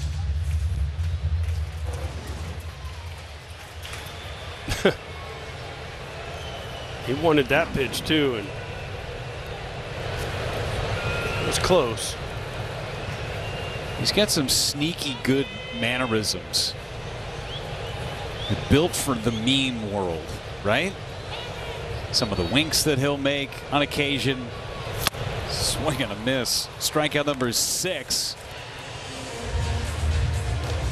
Got it all going tonight, AJ. Yeah, this is just unhittable. He threw the sinker in at 100, and then he throws the slider away with no chance for a right-handed hitter. But he wasn't been as comfortable or as effective early, but as the game has gone on, he has gotten better and better. And that pitch right there, 101.4 to Tucker to strike him out. It was just a tough at bat, and you have great defense behind him. It's for a long night if you're an Astros hitter. Couple of double plays, 6 punch outs. It's the last 13 hitters he's faced, and Altuve's taken a rip at the first pitch in each of his first 3 plate appearances. And he got a split right there, and he swung. And you saw the frustration on Altuve's face when he swung at the split down in the dirt because he was cheating for a heater. And Ohtani outsmarted him. Lines it foul. Scored the only run, did Altuve for Houston.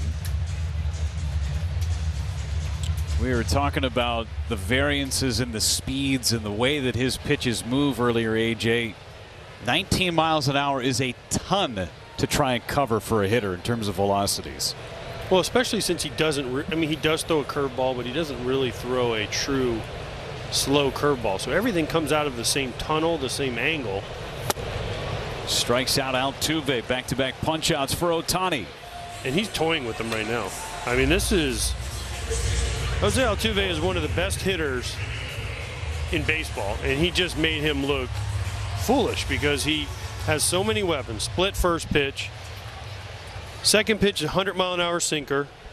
And then this pitch right here is 100 miles an hour four-seamer up. What are you going to look for if you're a hitter? Somewhere to pray? Yeah.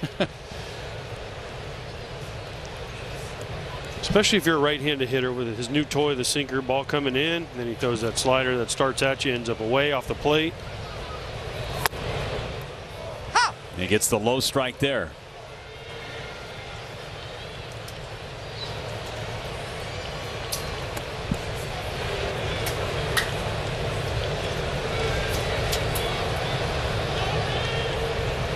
Gurriel pounds one into the ground.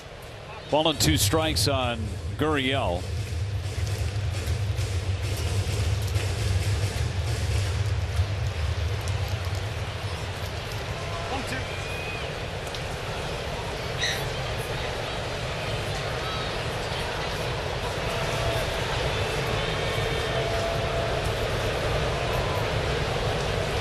One, two coming.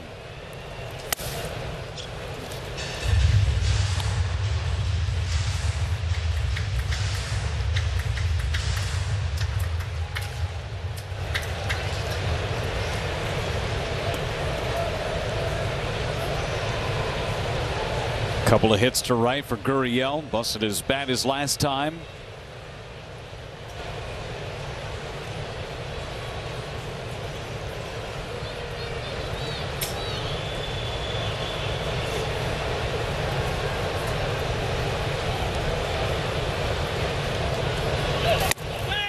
Check him. Didn't go. Could hear Ohtani scream, yeah, he went all the way up here loud. I mean, just look how far out in front he is of this pitch. Close. Well, he didn't go, but Ohtani on the mound yelling to check. I mean, that was, you mentioned his emotion and his, how he shows it. That was great.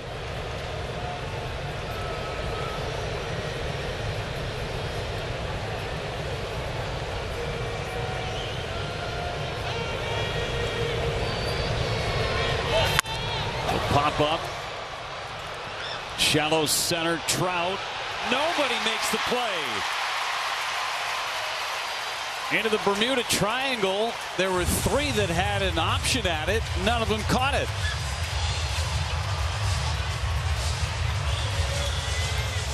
Just at the last moment, Trout pulled up.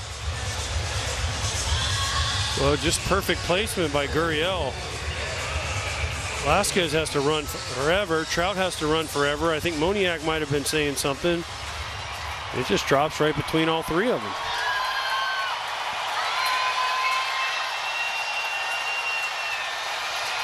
And chance now for Alvarez.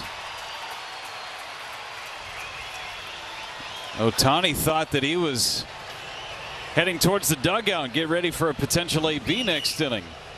Nope, back to work with Alvarez.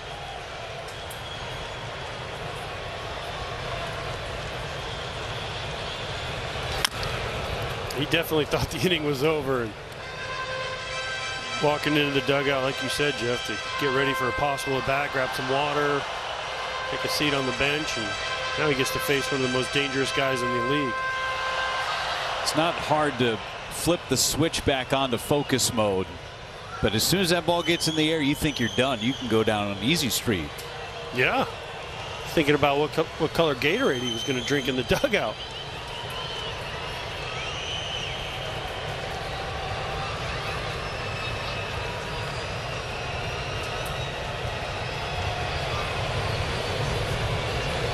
And Alvarez to center. Back Trout. Warning track. And got turned around. Still makes the catch. Higher degree of difficulty there for the three-time MVP Mike Trout. If you want to have a good time, just give me a call. Stop me now. A good time. Yes, have a good. A new quest has begun. A quest for success. Wow. What a star by that one. A quest for redemption. My quest begins now. Unbelievable. All the way to October. Oh my goodness. Only on MLB Network. That's gone. Struck him out. Our national pastime, all the time.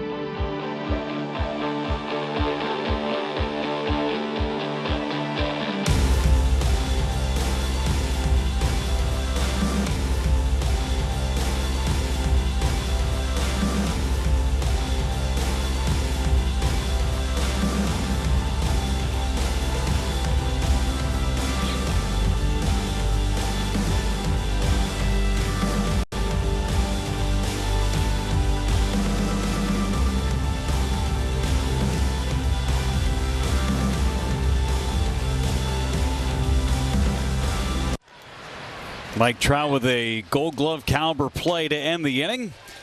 Angels up by 5, and the Astros going to the bullpen. Right-hander Seth Martinez takes over for Houston. Carved up Stassi there for strike 1. Martinez, fastball, slider, changeup. Slider's really his out pitch if he's effective. He's getting most of his outs on a slider. Opponent's hitting under 150 against that pitch, but here to give him some innings, give him some length, and give his offense a chance. Comes back, big time strike thrower Martinez.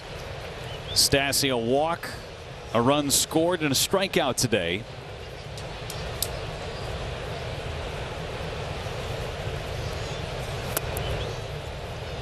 One and two on Stassi.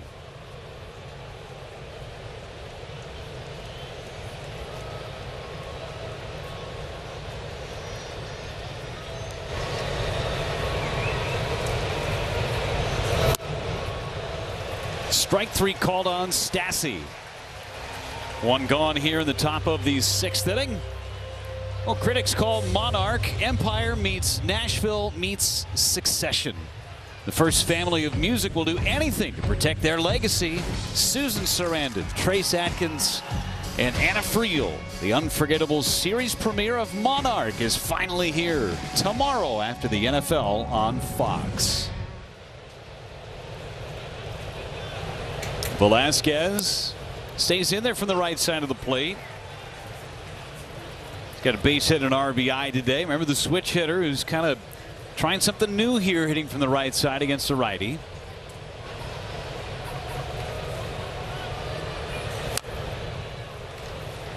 It's got to be strange, right? Has to be. He's come up for the last few years hitting from switch hitter, hitting from the left side against righties, and now all of a sudden in the middle of a major league season he's deciding natural right-handed hitter, so I see why he would do it, but man, that's something you would think you'd want to try in the offseason.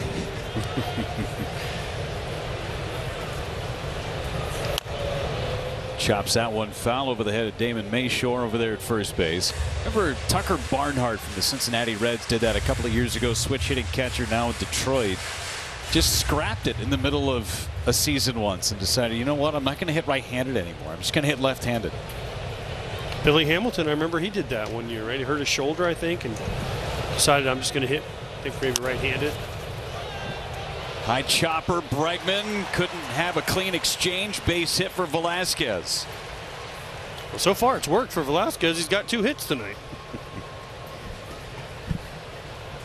If it ain't broke, don't fix it. 3rd infield hit of the night for the Angels.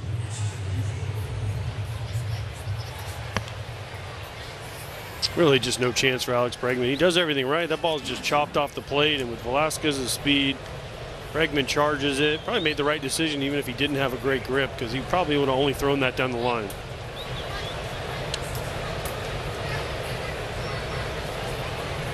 One out, one on for Rengifo. Came on to play in the 2nd inning after David Fletcher got hit in the hand by a pitch.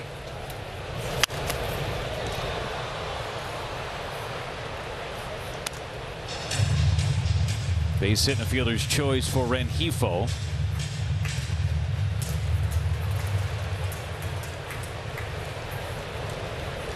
See Trout waiting next. 2 for 3 today is Trout, including that big 3-run home run in the 2nd inning. Toss to first and back with a dive, Velasquez. It looked like he wanted to run a bit. I thought he was going on the first pitch. He kind of was trying to time up Martinez. I thought he had it. He didn't go. Normally you don't run on Maldonado behind the plate, but Martinez a little bit slower. They already stole one with Urquidy out there. Another toss to first. He was leaning. Well, that's 2, right? So the new rules for 2023, can't throw over again. Just voted on earlier this week.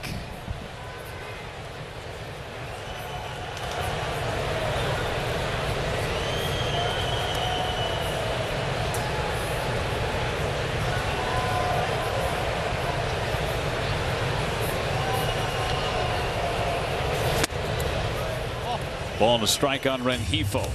Used to have the old saying, which they're taking away now. throw over and then throw over again until the crowd boos. And then once they start booing, you throw over again if you have a fast base runner you want to keep from stealing. And these new rules coming in, no shifts, bigger bases, you can only throw over twice per hitter.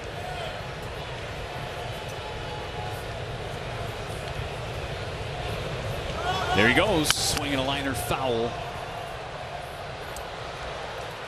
Ball and 2 strikes. Velasquez had a huge jump.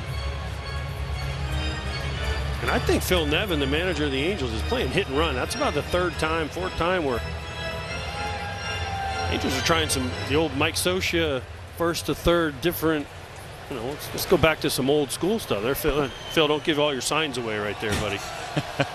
I hope he's just getting a bug away from this. I think that's what that was.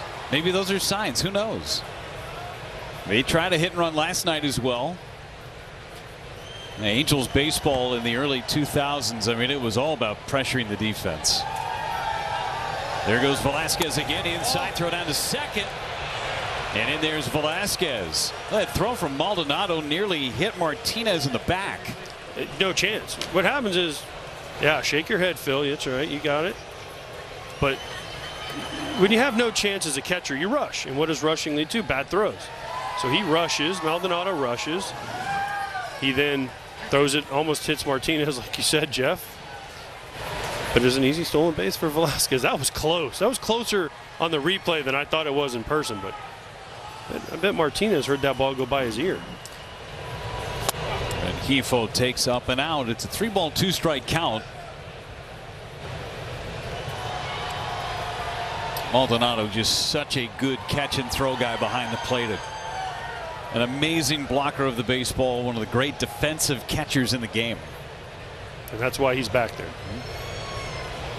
Guide this staff.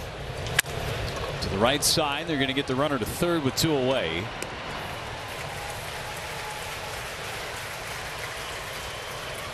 And Mike Trout coming to the plate. Doubled in the 1st and then blasted a home run in the 2nd inning. A 3-run shot. He's homered in 6 straight games. First player in Angels franchise history to ever do that. He tied Bobby Bonds last night with his home run. And then tonight, hit one into the Crawford boxes off of Jose Urquidy. His 34th home run of the season, and he can gallop his way in that dugout.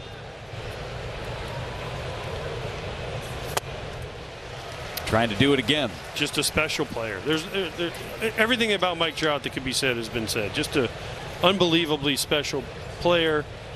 Mr. Angel, for years that was kind of Tim Salmon, right? Mr. Angel. Well, I think Mike Trout has kind of taken over a lot of those records, and by the time he's done, he'll have them all.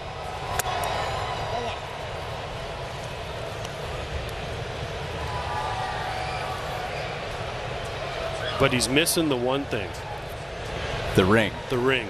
Same with Dusty Baker, right? That's the thing about Dusty Baker, people say. He's had a couple of chances as Dusty, including against these Angels, 2002.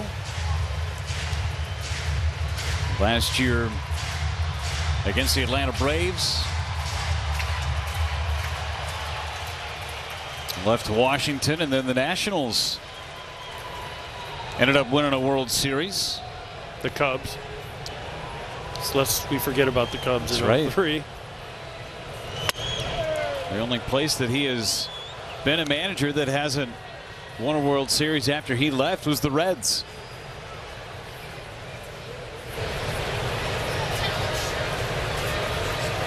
This Houston team is built for October and early November. Best record in the American League for a reason. And it took them a little while to get into rhythm. 11-11 to start the year, but since then, no stopping that train. That one shot to center field. Back McCormick, and he's able to make the catch. Falls down and hangs on. Trout's hitting bullets all over the place. Angels up by 5. Whether you're looking to support your mental health, perform like you used to, or regrow your hair, Hims can help. Through Hims, you can get access to trusted treatments from licensed medical providers, 100% online. Get started today at forhims.com. To get more hits out here Start training in here. Introducing Win Reality. Game speed pitches anywhere, anytime. Hands in sync with eyes. Confidence in sync with your progress. Be ready for real. Win Reality. We love going to games, but good seats get pricey. So we use Game Time. Game Time checks ticket prices in real time and finds you all the best last-minute deals. We got our seats 20 minutes ago for 60% off. Last-minute tickets at the best price in seconds. Download Game Time now.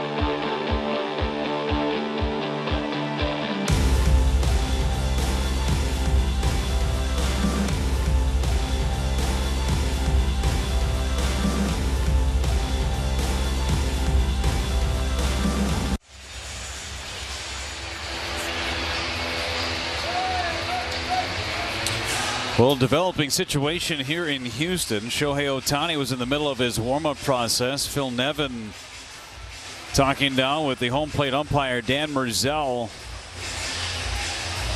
And Shohei Ohtani seems to be looking at his hand. It looks like it's a blister. So I think what they're asking is if he comes out, but he can't pitch, can he still hit? And then what does that do for warming up a pitcher? Because normally with an injury you get all the time. You still get all the time even though he's technically still in the game. Yeah, the new pitcher is going to have as much time as they need. Well, let's take a look and see how this all transpired moments ago from Shohei Ohtani. He's getting ready. And he threw one and then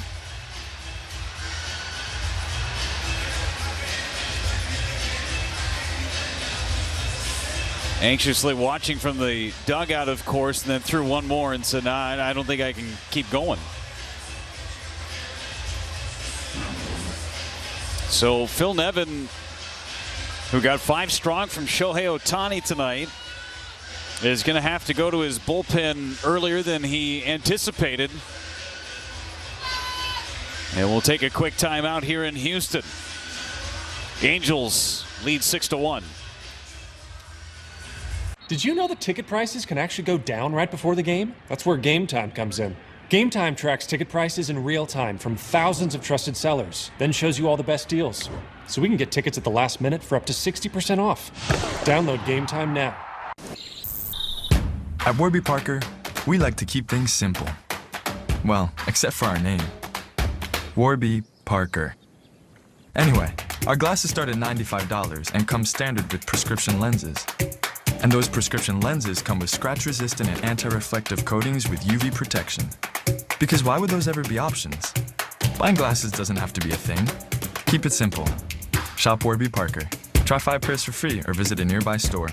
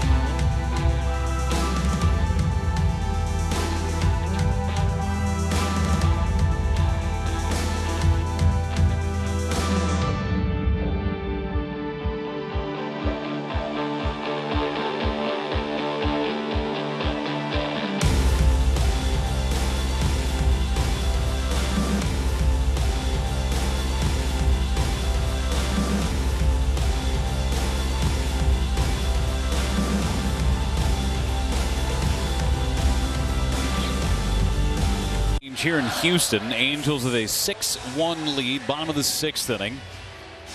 Pitcher on for the Halos, right-hander Jimmy Herget. We've been talking about Shohei Ohtani and potentially being the MVP for a back-to-back season. I mean, he's putting up historic numbers, first time ever, 30 homers, 10 or more wins on the mound in big league history. But what Aaron Judge has done this year for the Yankees, that probably for you, AJ, is where you may lean. Yeah, I'm on the Aaron Judge train right now. And Phil Nevin and I, we had this conversation a couple times in the last 24 hours, and he keeps basically yelling at me, telling me that I can't believe you would say that. And what I keep telling him is that for me, the difference is Shohei Ohtani is the best player in the game, but he is not the most valuable to his team. With or without Shohei Ohtani, the Angels are still not winning the division. They have him. He's having an unbelievable year, and they're in, what, 4th place? And if he was not on the team, they might be in 5th place. But the thing is that they are, he just, to me, with what Judge has done, is 55 homers, basically for the last, 2 months, carried the Yankees offense. And the first pitch that Jimmy Herget throws, Bregman gets hit in the back.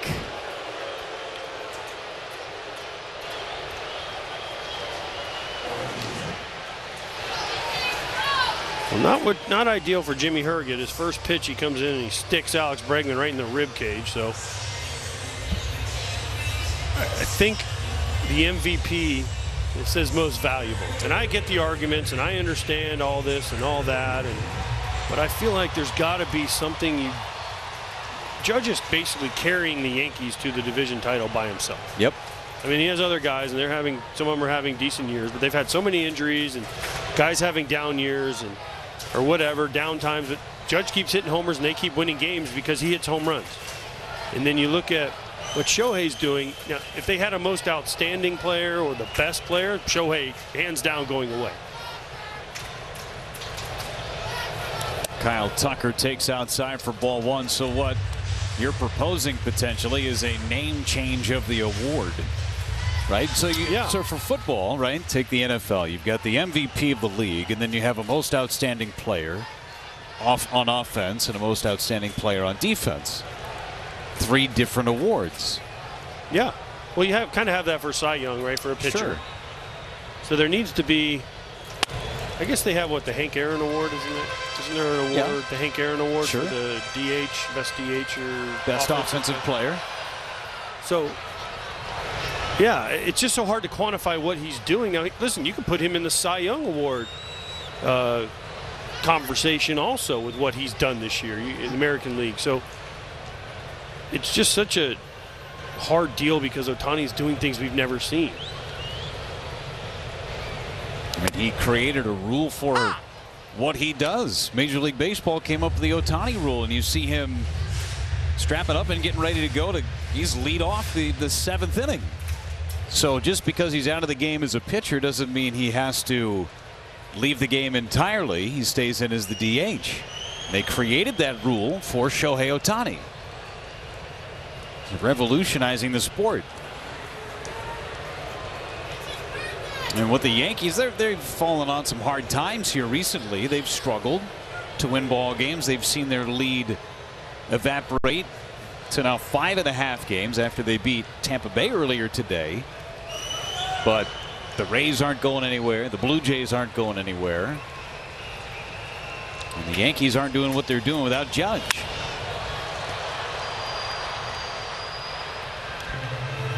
I'm probably leaning towards you as well on that argument. Now, the other part of this conversation as well with Ohtani, whether he's the MVP or not, he could still have some Cy Young votes go his way. Absolutely.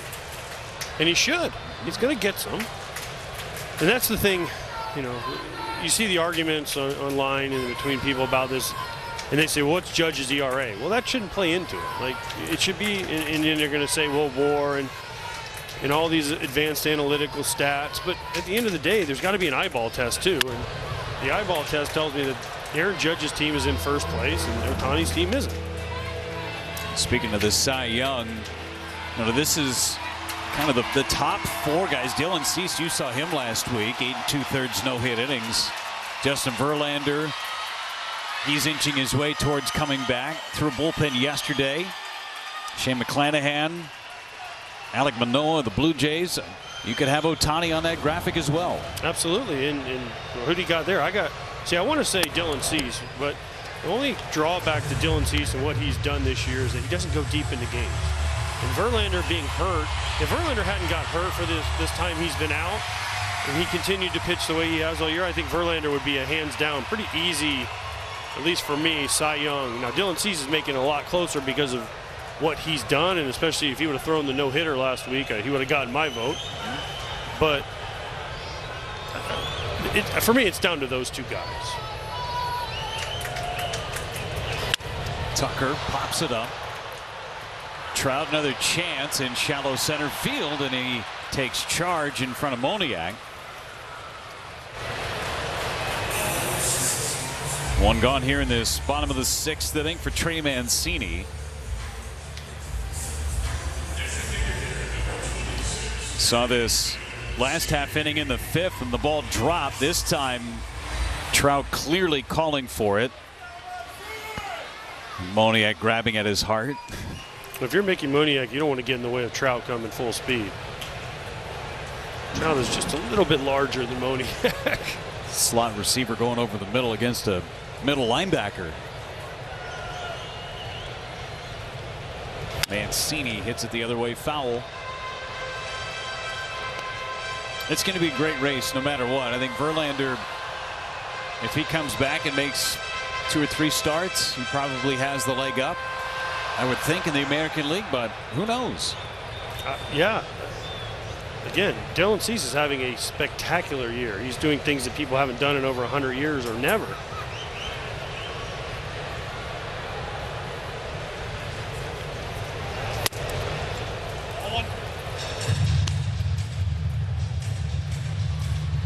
A couple of Cy Youngs already for Verlander.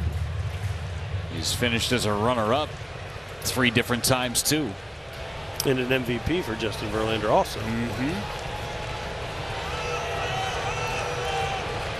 We could get into that, whether he should win the MVP or not, but we don't have enough time.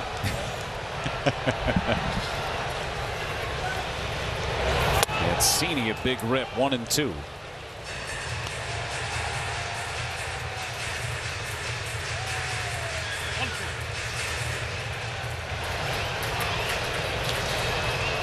Urquidy tossed into action early in this one. Shohei Ohtani leaving after he threw a couple of warm-up tosses in this bottom of the 6th.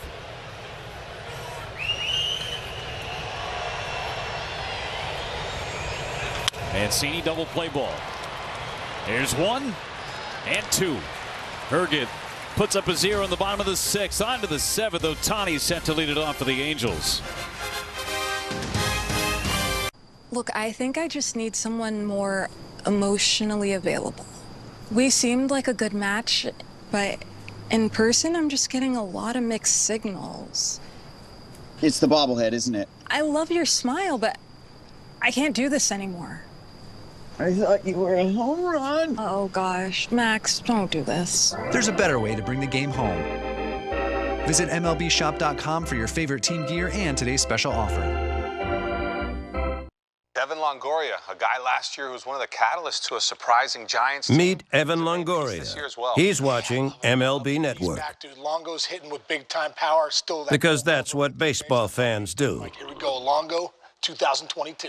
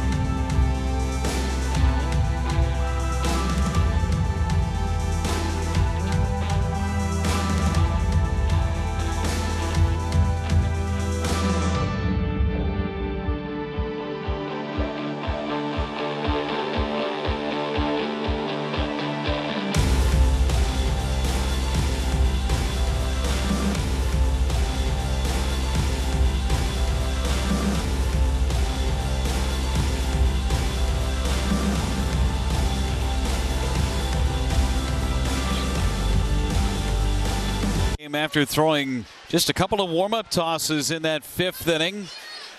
He called out the trainer, started blowing on his fingers. But with the new rule in Major League Baseball, just because he's done pitching doesn't mean he's done for the day. He's here leading things off in the top of the 7th. 0-for-3 today for Ohtani. Sitting on 33 home runs, 1 short of Mike Trout, who homered earlier in the ball game. 3-run home run in 2nd.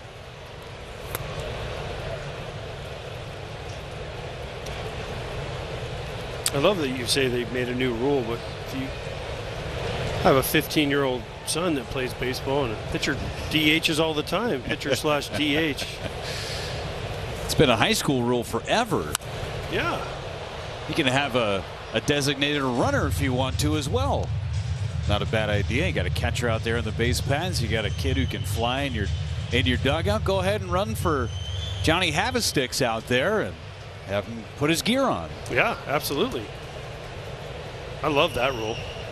Especially when I was in high school catching, I'd get on first. Here come the fast kid to run for me. That's right. And then you could re-enter the next opportunity in the batting order. Yeah. Maybe all these rule changes, maybe we should talk about the designated runner for the catcher. 3 big ones coming in next year. Pitch clock, which has worked so well in the minor league level. Wide strike there, 3 balls and 2 strikes. Gonna expand the size of the bases.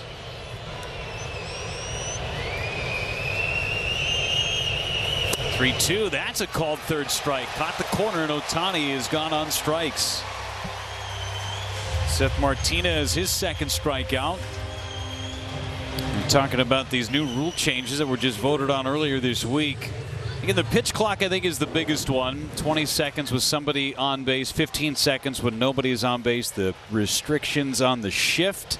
2 infielders on either side of second base. And then increasing the size of the bases, 1st, 2nd, and 3rd, from 15 to 18 inches. Already seen the pitch clock increase the time of game in the minor league level significantly. Triple-A games down to like the 2-hour and 40-minute mark from over 3 hours. I am all for faster games. The faster the game, the better. More action, more things happening, right? Less downtime. And when you're talking about the 15 to 18-inch bases, I don't know. I think is it going to make a huge difference? The 3 inches doesn't seem like that big of a deal, but we were talking to Phil Nevin. He said his kids that play in the minor leagues, they've already implemented it, and they said, yeah, it feels different on the field. It feels like they're closer. It doesn't seem like it would, though. 3 inches doesn't seem like that much. Ward chops one to 3rd. Bregman takes care of him. On a play like that, as a first baseman, got a little extra room to stretch, maybe feel a little bit safer with a runner running up that first base line. Yeah, and yeah, it just gives everybody more area, and they're trying to make it stolen bases. They're trying to have stolen bases. Again, more action, but see how much you had 3 more inches, and the one thing that I think is the loudest in terms of the complaint is the disengagement part of it, stepping off the back of the rubber. Because as a pitcher, you only get to do that twice before you're not allowed to throw over to first base anymore. Otherwise, it's a balk. You could pick over there one more time, but unless the runner is out on a potential pickoff, then it turns into a balk. Automatic balls, automatic strikes. If you violate the pitch clock rules. Again, it's worked extremely well at the minor league level. Took a little bit of time to get used to, and I think that's what spring training is going to be for come March of next year. Yeah, and like everything, the more it's there and the more it becomes part of our game, the more you'll become used to it. And people will forget. People forget that it was like this, or they forget. Swing and a miss. It's the first 1-2-3 inning for either team in this one. Time to stretch in Houston.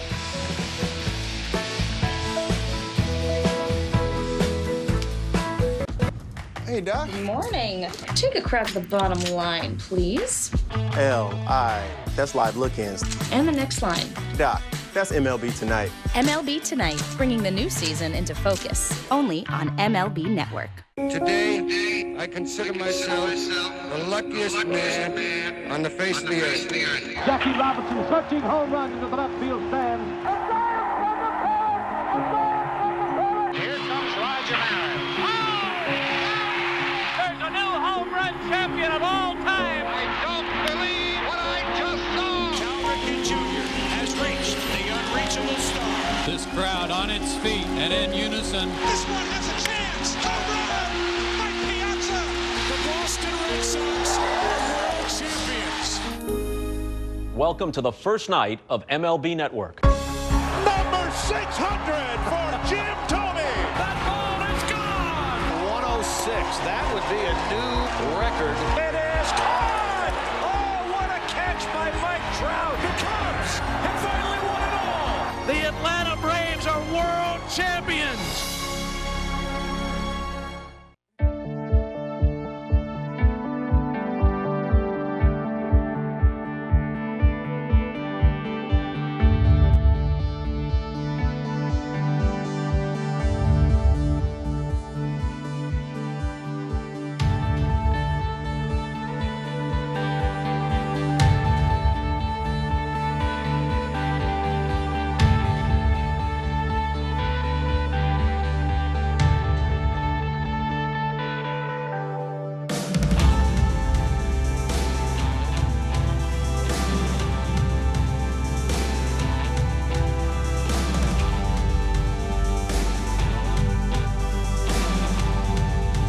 One doubleheader on Fox. First, the Trey Lance era begins as the Niners take on the Bears in Chicago. Then in America's Game of the Week, reigning MVP Aaron Rodgers leads the pack against Kirk Cousins and the Vikings. It all kicks off tomorrow on Fox. The Angels had a little bit of fun on their way to Houston. Shohei Ohtani, look at him wearing the Lamar Jackson uniform on their way to Houston, wearing the NFL jerseys. Anthony Rendon and Zach Weiss, and then, of course, Mike Trout wearing an Eagles jersey. Of course. Look at that look. He looks like he should be playing middle linebacker for the Eagles with that look on his face. Could have played football if he wanted to. Could do anything he wanted to. Chas McCormick down in the count, 0-2. He was asked who's going to score the first touchdown for the Eagles tomorrow, and he said Devontae Smith. That was his prediction.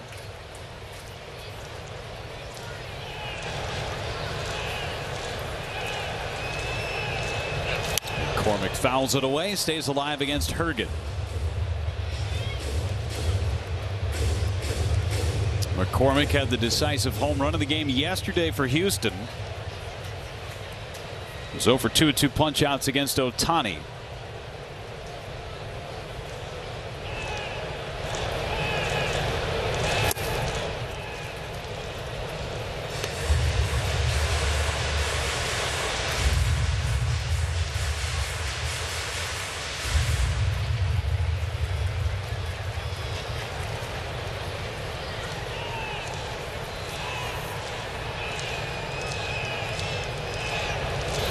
Check swing, and he went. It was a strikeout for Urquidy. I thought he went. From the naked eye, it looked like he went. He did.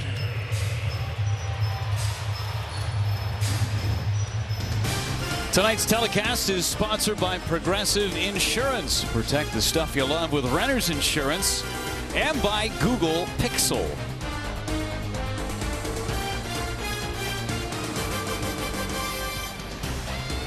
Downtown Houston, game 2 of this 3-game series. Astros winning the opener. Today, early run support for Shohei Ohtani. Got 1 in the first and then a 4 spot in the second. Highlighted by a Mike Trout 3-run homer.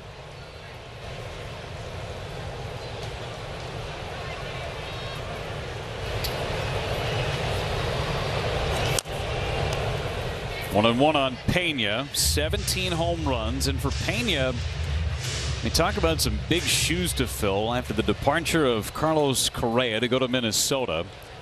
Here are the keys to shortstop, Jeremy. And he has taken it and run with it. Here are the keys to shortstop on a team that's expected to try to win the World Series. It's not like the Astros are in a rebuild mode. They lost Correa. They're expecting Jeremy Pena to come in and help them get back and possibly win a World Series. Right now he's got the third most home runs for any rookie in the American League, behind a couple of superstars. That one out to center. Trout is there for out number 2. Rodriguez and Witt. And speaking of the postseason, what the Astros have been able to accomplish so far, 1 game short of 90 wins. They're in the number 1 spot right now, with 3 teams from the East on their heels. But at this point, it's the Astros' number 1 seed to lose, you would think. They're going to be the 1 seed. I can't imagine a scenario where they're not going to be the 1 seed with so few games left.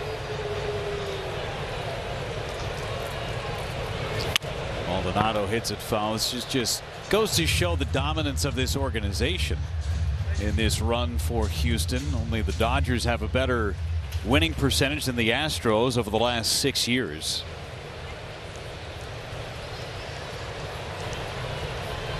And the only time the Astros didn't get to 90 wins within the last 6 was 2020. They only played 60 games. Ended up going to the ALCS that year.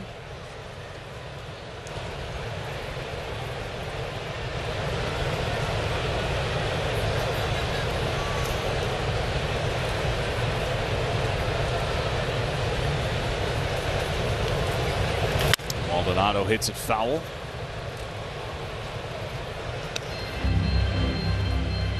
There's an expectation level here in the city of Houston now with this organization, and rightfully so. How can there not be? Since 2015, they've been to the playoffs almost every year. They've won a World Series. They've been to the World Series. Remember the epic series they had with the Yankees here in the ALCS? Got it all started as Maldonado slashes one to right. It's caught. The inning is over. Astros go 3 up, 3 down in the 7th. Get closer to the action. You gotta be kidding me. Closer to the big blast. Way, way, way out of here. Closer to the great grabs. Took a home run away. Closer to the jaw-dropping plays. Unbelievable. With more highlights. He struck him out. More analysis. You're going to see athleticism like you've never seen before. And more live look-ins. Wow. Nobody gets you closer to the game every night. Only on MLB Network. Hey kids, join MLB Network and your favorite players for a show made just for you. Play ball. It's all the big moments, bat flips, and amazing plays from an exciting week of baseball and tips to up your game. Saturdays 10 a.m. Eastern on MLB Network.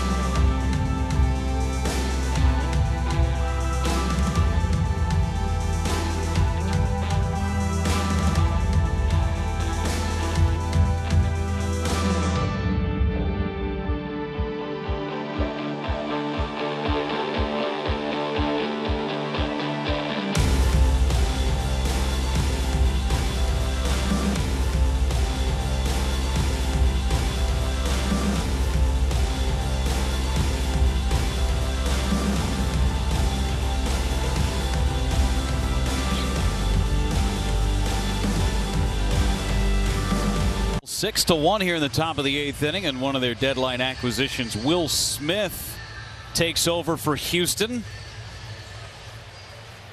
Will Smith has been a closer. He's pitched in high leverage situations, and the Astros brought him over here to be their lefty, to come in and get lefties out into the postseason. He's a fastball slider, mainly. Will throw a curveball, but he really attacks guys mostly with fastball sliders. And with this pocket of the Angels lineup, it's a perfect spot for Dusty Baker to use him. The only lefty in that bullpen for right now. Ford takes a strike over the outside corner. A couple of doubles for Mike Ford. Drove in a run in the 5th. 6th run at this point for Los Angeles.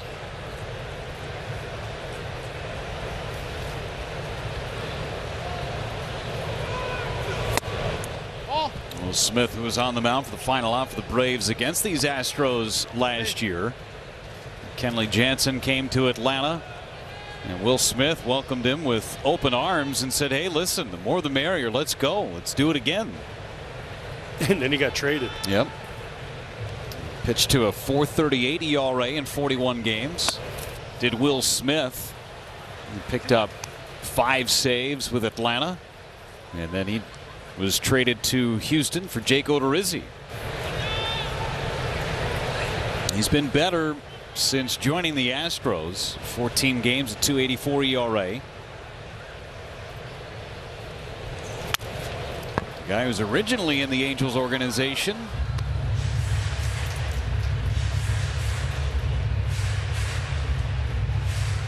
Been a big leaguer since 2012.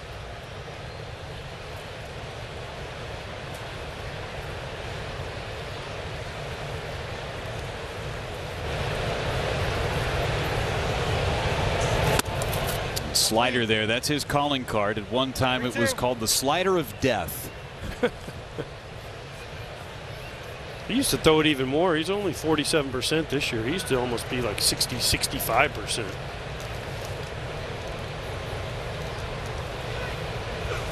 Strike 3. And that's strike 3 right at the knees. Out number 1 here in the 8th inning. As we talk about the Astros in the postseason, it's becoming a very normal thing here in H-Town. Winners of the World Series in 2017 over the Dodgers. Lost in the ALCS to the eventual champion Red Sox. Lost the World Series, the Howie Kendrick Grand Slam, which changed everything. Randy Arozarena's come out party in 2020, and then last year against Freddie Freeman and the Braves, falling in the World Series yet again. But for Dusty Baker and company, Will Smith, and they've got the pieces this year to make a run. There's no doubt. The starting pitching that they possess, and one of the questions moving forward, AJ, just the fact that Will Smith is the only left-hander in the bullpen right now, using that 6-man rotation. They could put one of those starters in the bullpen come postseason and have another weapon back there, or 2. Could put possibly 2. In the bullpen, and their starters are so good at getting righties and lefties out that I don't know that matters as much, especially with the 3-hitter minimum. You got to have guys that can get both sides of the plate out. I think that because of the rule that was introduced a few years ago, that's kind of eliminated the lefty specialist, true lefty specialist guy.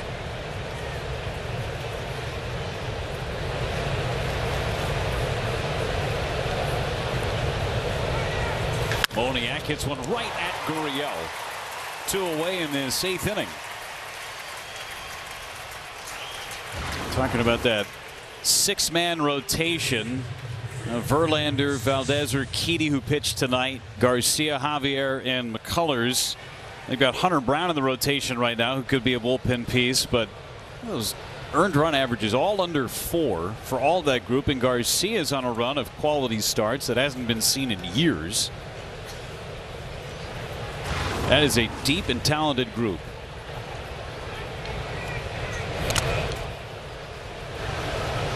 So the question is, who would you take out? You're not taking Verlander out. You're not taking Framber Valdez out. Probably not going to take Urquidy out the way he's throwing the second half. Garcia's pitched big games for you. You're going to take him out. I mean, Javier, bullpen swing guy. He would probably be the one. McCullers is going to start.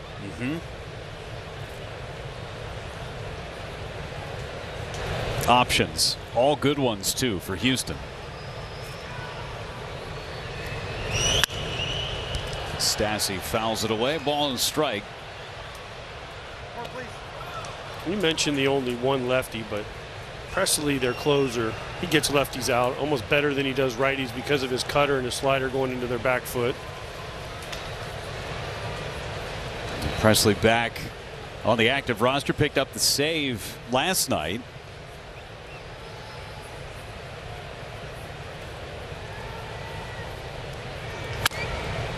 They got guys in that bullpen that do it in different ways. Look at a guy like Hector Neris who throws that splitter. There's Presley.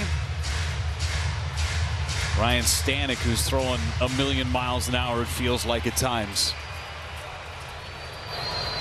Hector Neris, former closer for the Phillies. Stanek, the original opener, right, for the Rays. And Brian Abreu, who has been on a scoreless stretch. Only second is Zach Gallen right now. There's that slider striking out Stassi. A couple of punch outs and a clean inning for Will Smith.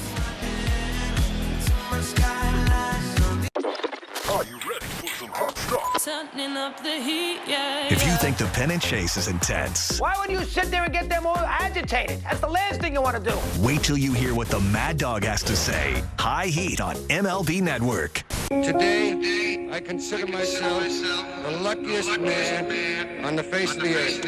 Jackie Robinson punching home run into the left field stand. Here comes Roger Maris. There's a new home run champion of all time. I don't believe what I just saw. Cal Ripken Jr.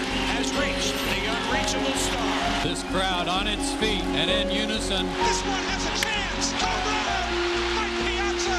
The Boston Red Sox are world champions. Welcome to the first night of MLB Network. Number 600 for Jim Thome. That ball is gone. 106. That would be a new record. It is caught. Oh, what a catch by Mike Trout. The Cubs have finally won it all. The Atlanta Braves are world champions.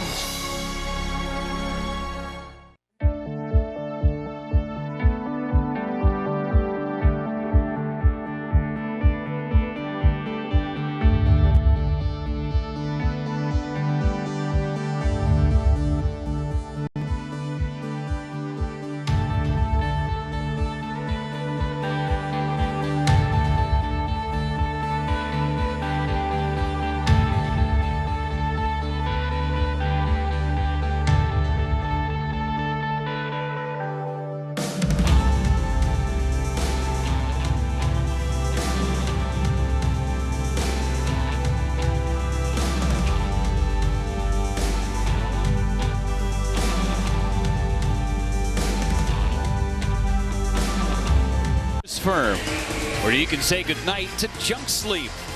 And by Capital One. What's in your wallet? Hustle and bustle of Houston. Getting set for the postseason here at Minute Maid Park. Ways to go before we get there. Jimmy Herget out there for inning number 3. Faces the top of the order in Jose Altuve. Singled in the first, struck out in his last 2 at-bats, and he has swung at the first pitch of every single at-bat tonight. In the last couple, he's looked kind of swung wildly, would be an understatement, at the last couple of first pitches to Jose Altuve.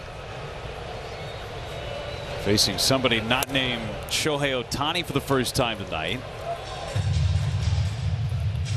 Ohtani, if you joined us late, had to leave this game after pitching 5 innings. Felt some discomfort on his pitching hand. He stayed in the game to hit. Herget took over for him and has done a great job. Season high 3 2/3 for him on the season. He's pitching in inning number 3.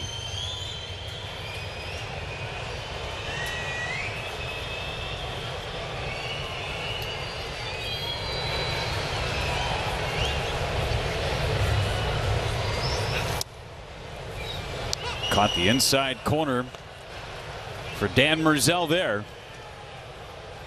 2-2 on Altuve.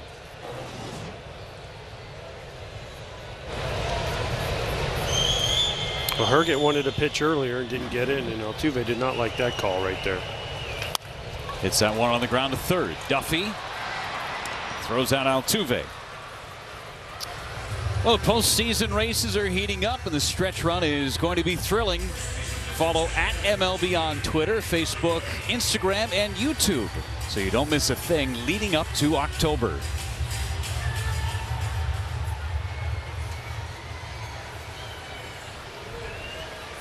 Gurriel at the plate, 3 for 3.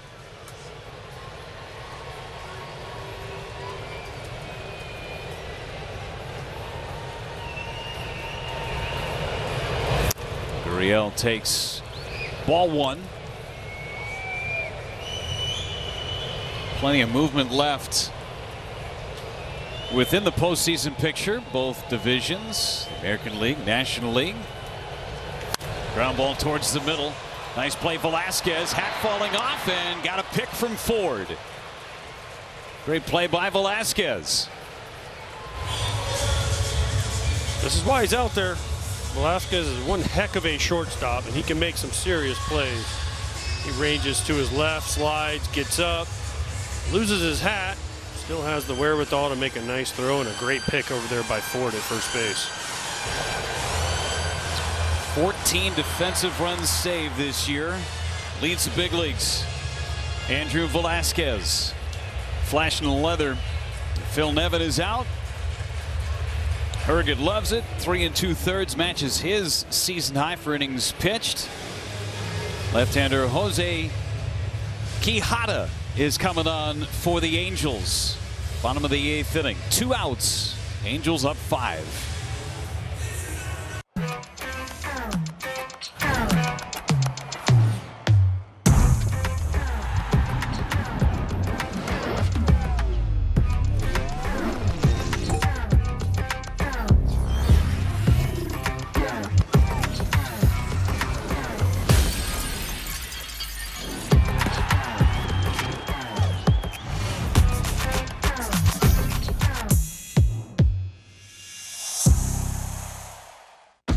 Hey, Doc. Good morning. Take a crack at the bottom line, please. L-I. That's live look-ins. And the next line. Doc, that's MLB Tonight. MLB Tonight, bringing the new season into focus. Only on MLB Network.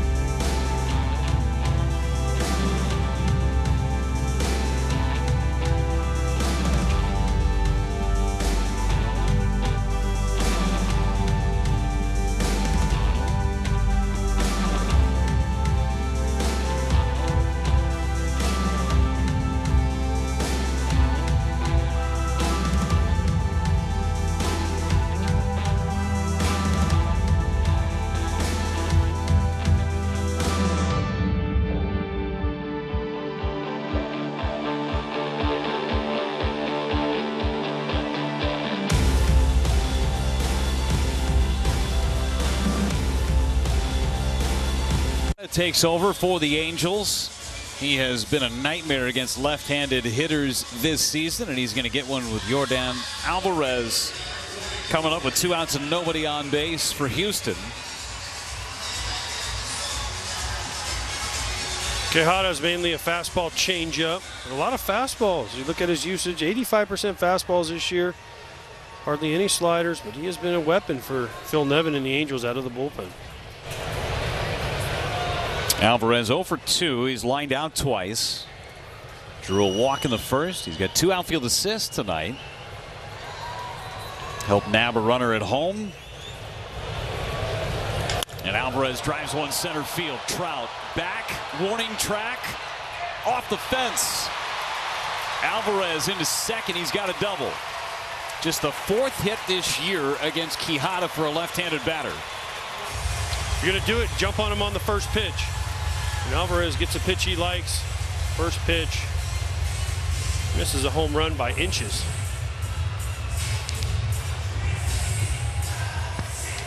The ball out up over the plate. I think that was a breaking ball. I mentioned that he doesn't throw a lot of breaking balls, but that almost looked like a little spinning cement mixing slider.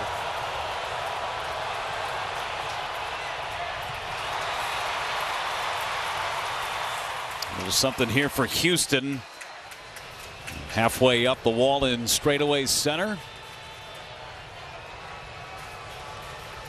Back-to-back games with a double for Alvarez. Now Bregman.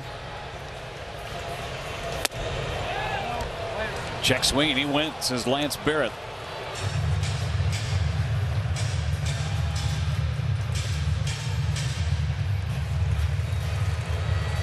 Got hit in the ribs his last time up. First man that Herget faced.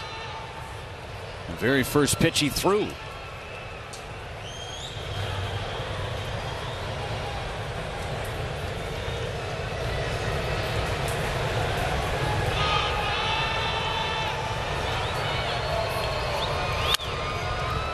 Good pass at that fastball. 0-2.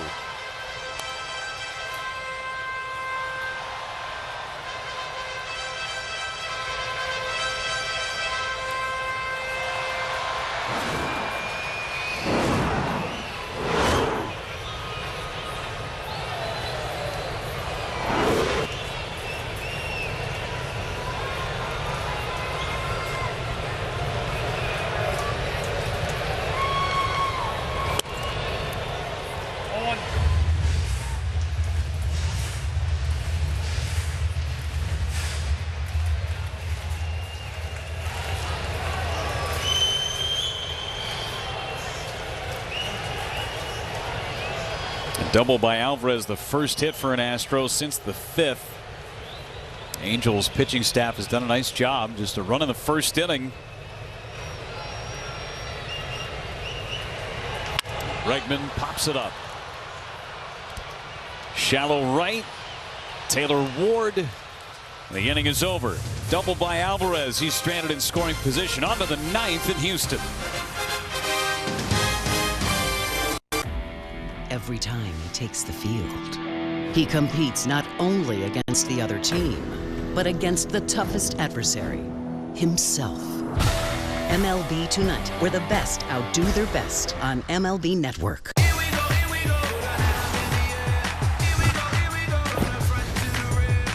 Watch games and coverage all day, every day, your way on MLB Network.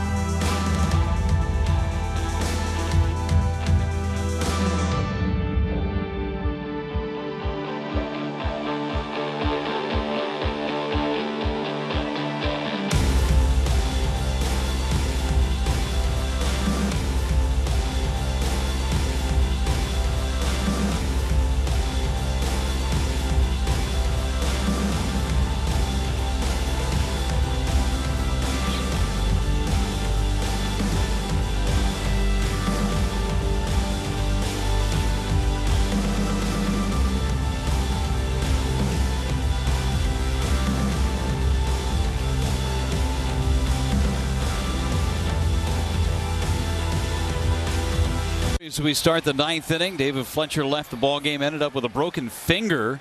Mike Trout, 6 straight games with a home run, a 3-run blast. Ohtani, 5 good innings with 7 strikeouts, and Urquidy gave up 6 runs today on 10 hits. Phil Maton, the new pitcher for Houston, delivers strike 1. Phil Maton, really sinker, slider kind of guy. Really tries to get ground balls. Came over from the Guardians last year.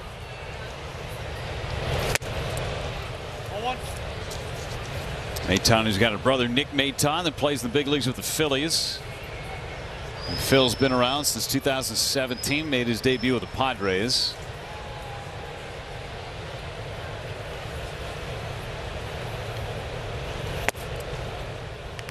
Strike in there. Really nice curveball right there by Maton. Just drops it in, steals a strike, 1-1. 1-2. Drop that in. Most big league hitters will not swing at that. This is a good curveball, 1-1. Just see Velasquez buckle. 1-2. Drop that curveball on him again.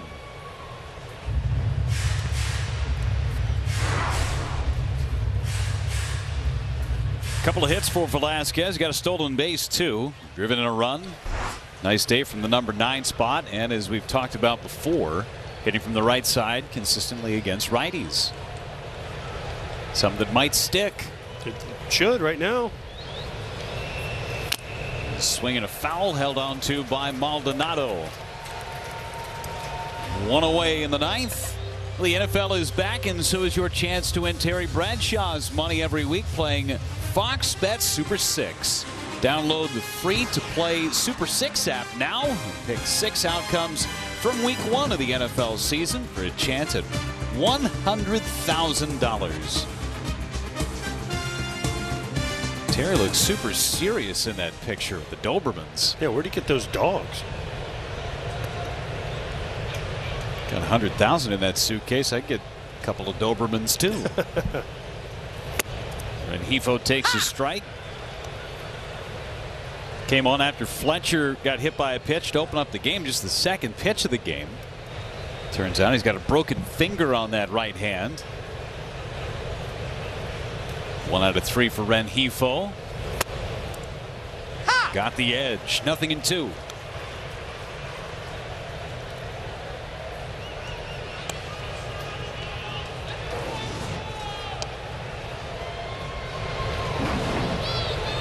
I don't think Rengifo liked that strike call very much. Taking it out on the plate there.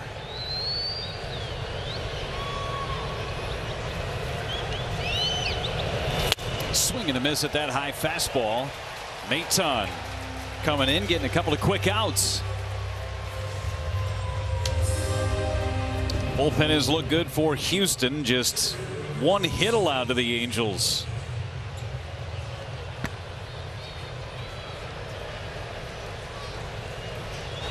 Seven strikeouts.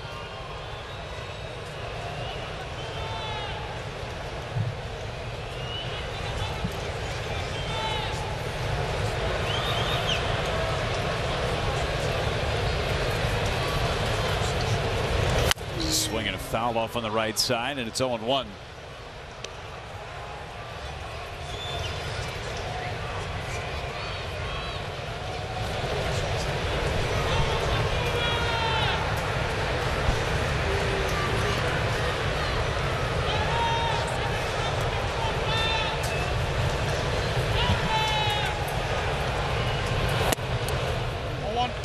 That's where you have to attack Trout. We showed Urquidy tried to do that, threw it low. Trout hit the home run. That's the pitch you want Mike Trout to swing at, is that one about letter high. See Joe Adell in the on-deck area. Ohtani scheduled next.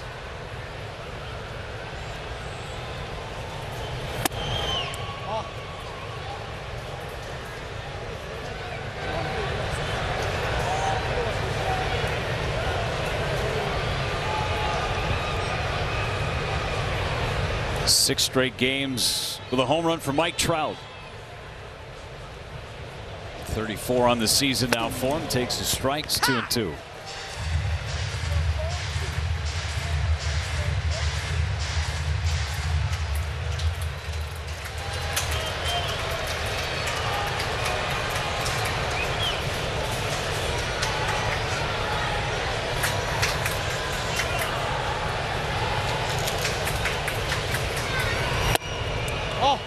3-2 now on Trout. Woo.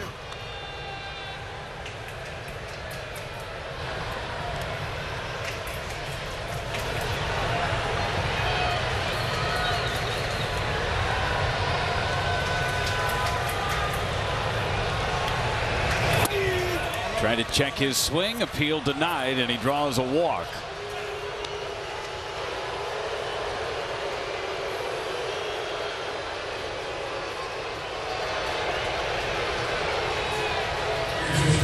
Joe Adell will hit for Shohei Ohtani. Ohtani went 0 for 4. 5 innings on the mound for Shohei. Gave up just the 1 run, struck out 7. Now Joe Adell gets a chance.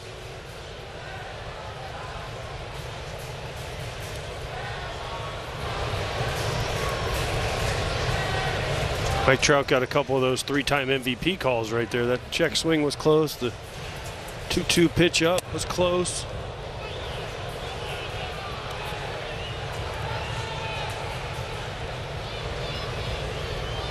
Trout on base 3 times. Double homer, now a walk.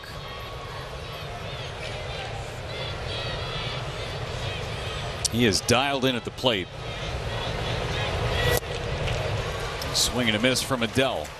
So we've talked about the Astros and their success, and the Angels and Mike Trout not being in the postseason, and Shohei not getting to the postseason. And you look at the Astros, we showed their starters. 5 of those 6 starters are homegrown, right? Verlander's the only one that's not.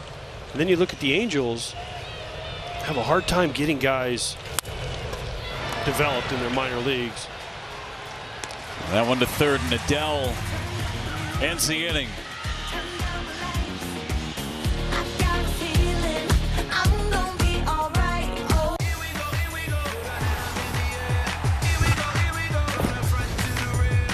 Watch games and coverage all day, every day, your way on MLB Network.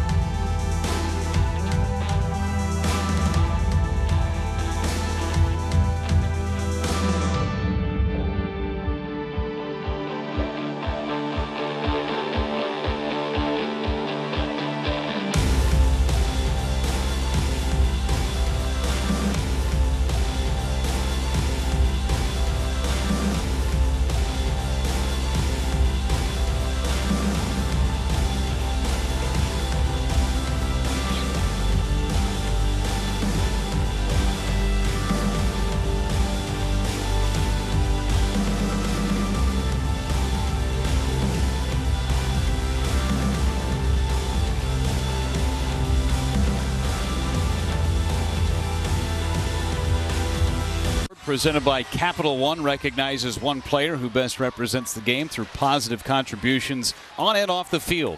Learn more about the nominees and vote at MLB.com/Clemente21. Angels representative Jared Walsh. Astros nominee Jose Altuve. Quijada still in there. He'll face Tucker to start and takes ball 1. No action in the Angels bullpen.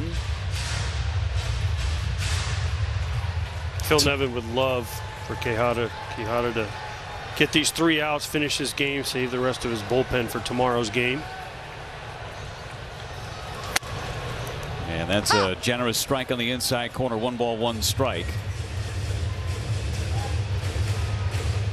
Tucker today 0 for 3. He's hit into a double play, struck out, fly to center.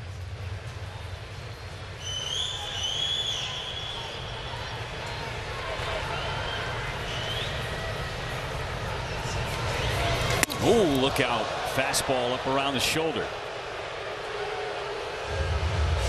Spun Tucker around.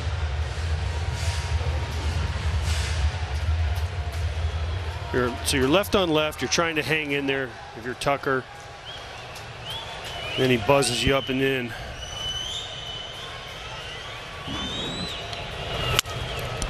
Stays with that one, fouls it away. 2 balls, 2 strikes. Want to relay some information about David Fletcher. Originally, we had said that there were some x-rays that had come back that revealed a broken finger. Turns out x-rays negative for David Fletcher after he got hit in the hand earlier in the ball game. So good news for the Angels on that front.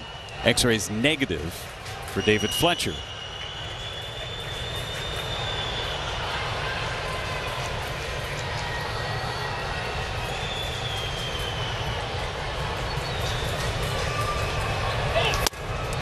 Just missed.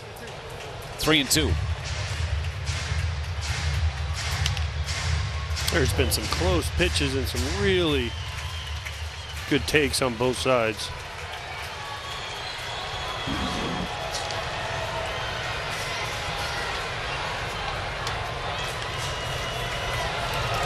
Yeah, a swing and a miss. High fastball that time from Quijada. 1 gone in the 9th.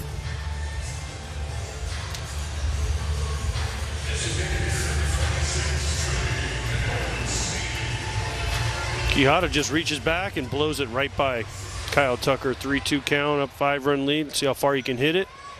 Quijada's fastball is just better than Tucker's swing right there. Brings up Trey Mancini. 0 for 2 with a walk today from Mancini. Hitting just over 200 as a member of the Astros after coming over from Baltimore.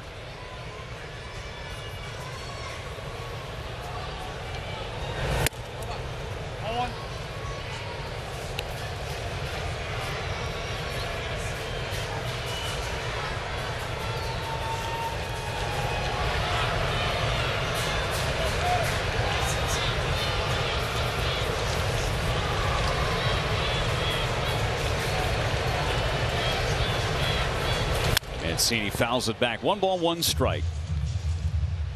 And these two teams wrap up their series tomorrow. And then won't face off against one another until 2023. Astros winners of 12 of the first 17 in this season series.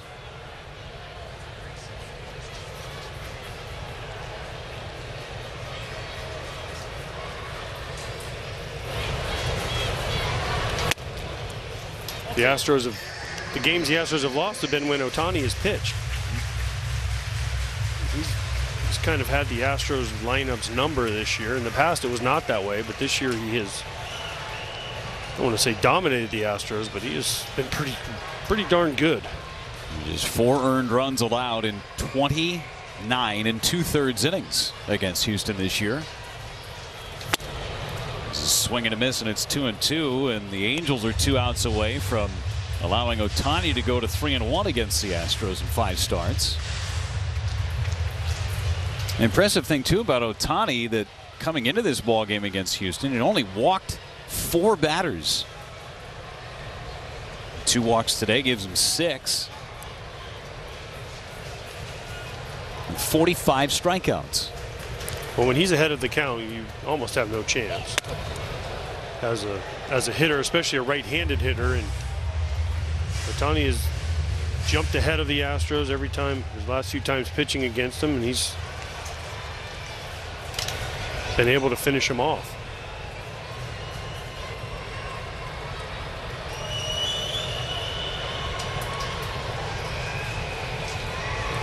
Swing and a miss. Mancini gone on strikes.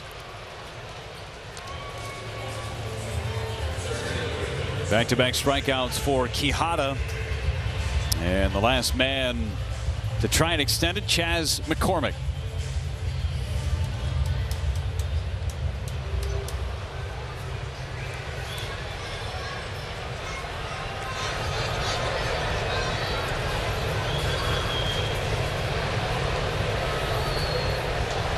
Well, this Angels bullpen has done a heck of a job here tonight after Ohtani had to leave suddenly after the 5th. McCormick, line drive right center. There's Trout, and that'll do it. Angels with a 6-1 win here in Houston over the Astros. Great win for the Angels. The Stars came out. Trout a home run. Shohei 5 innings for the win. Dozen wins now for Shohei Ohtani. Trout with 34 home runs. We'll be back, wrap things up right after this.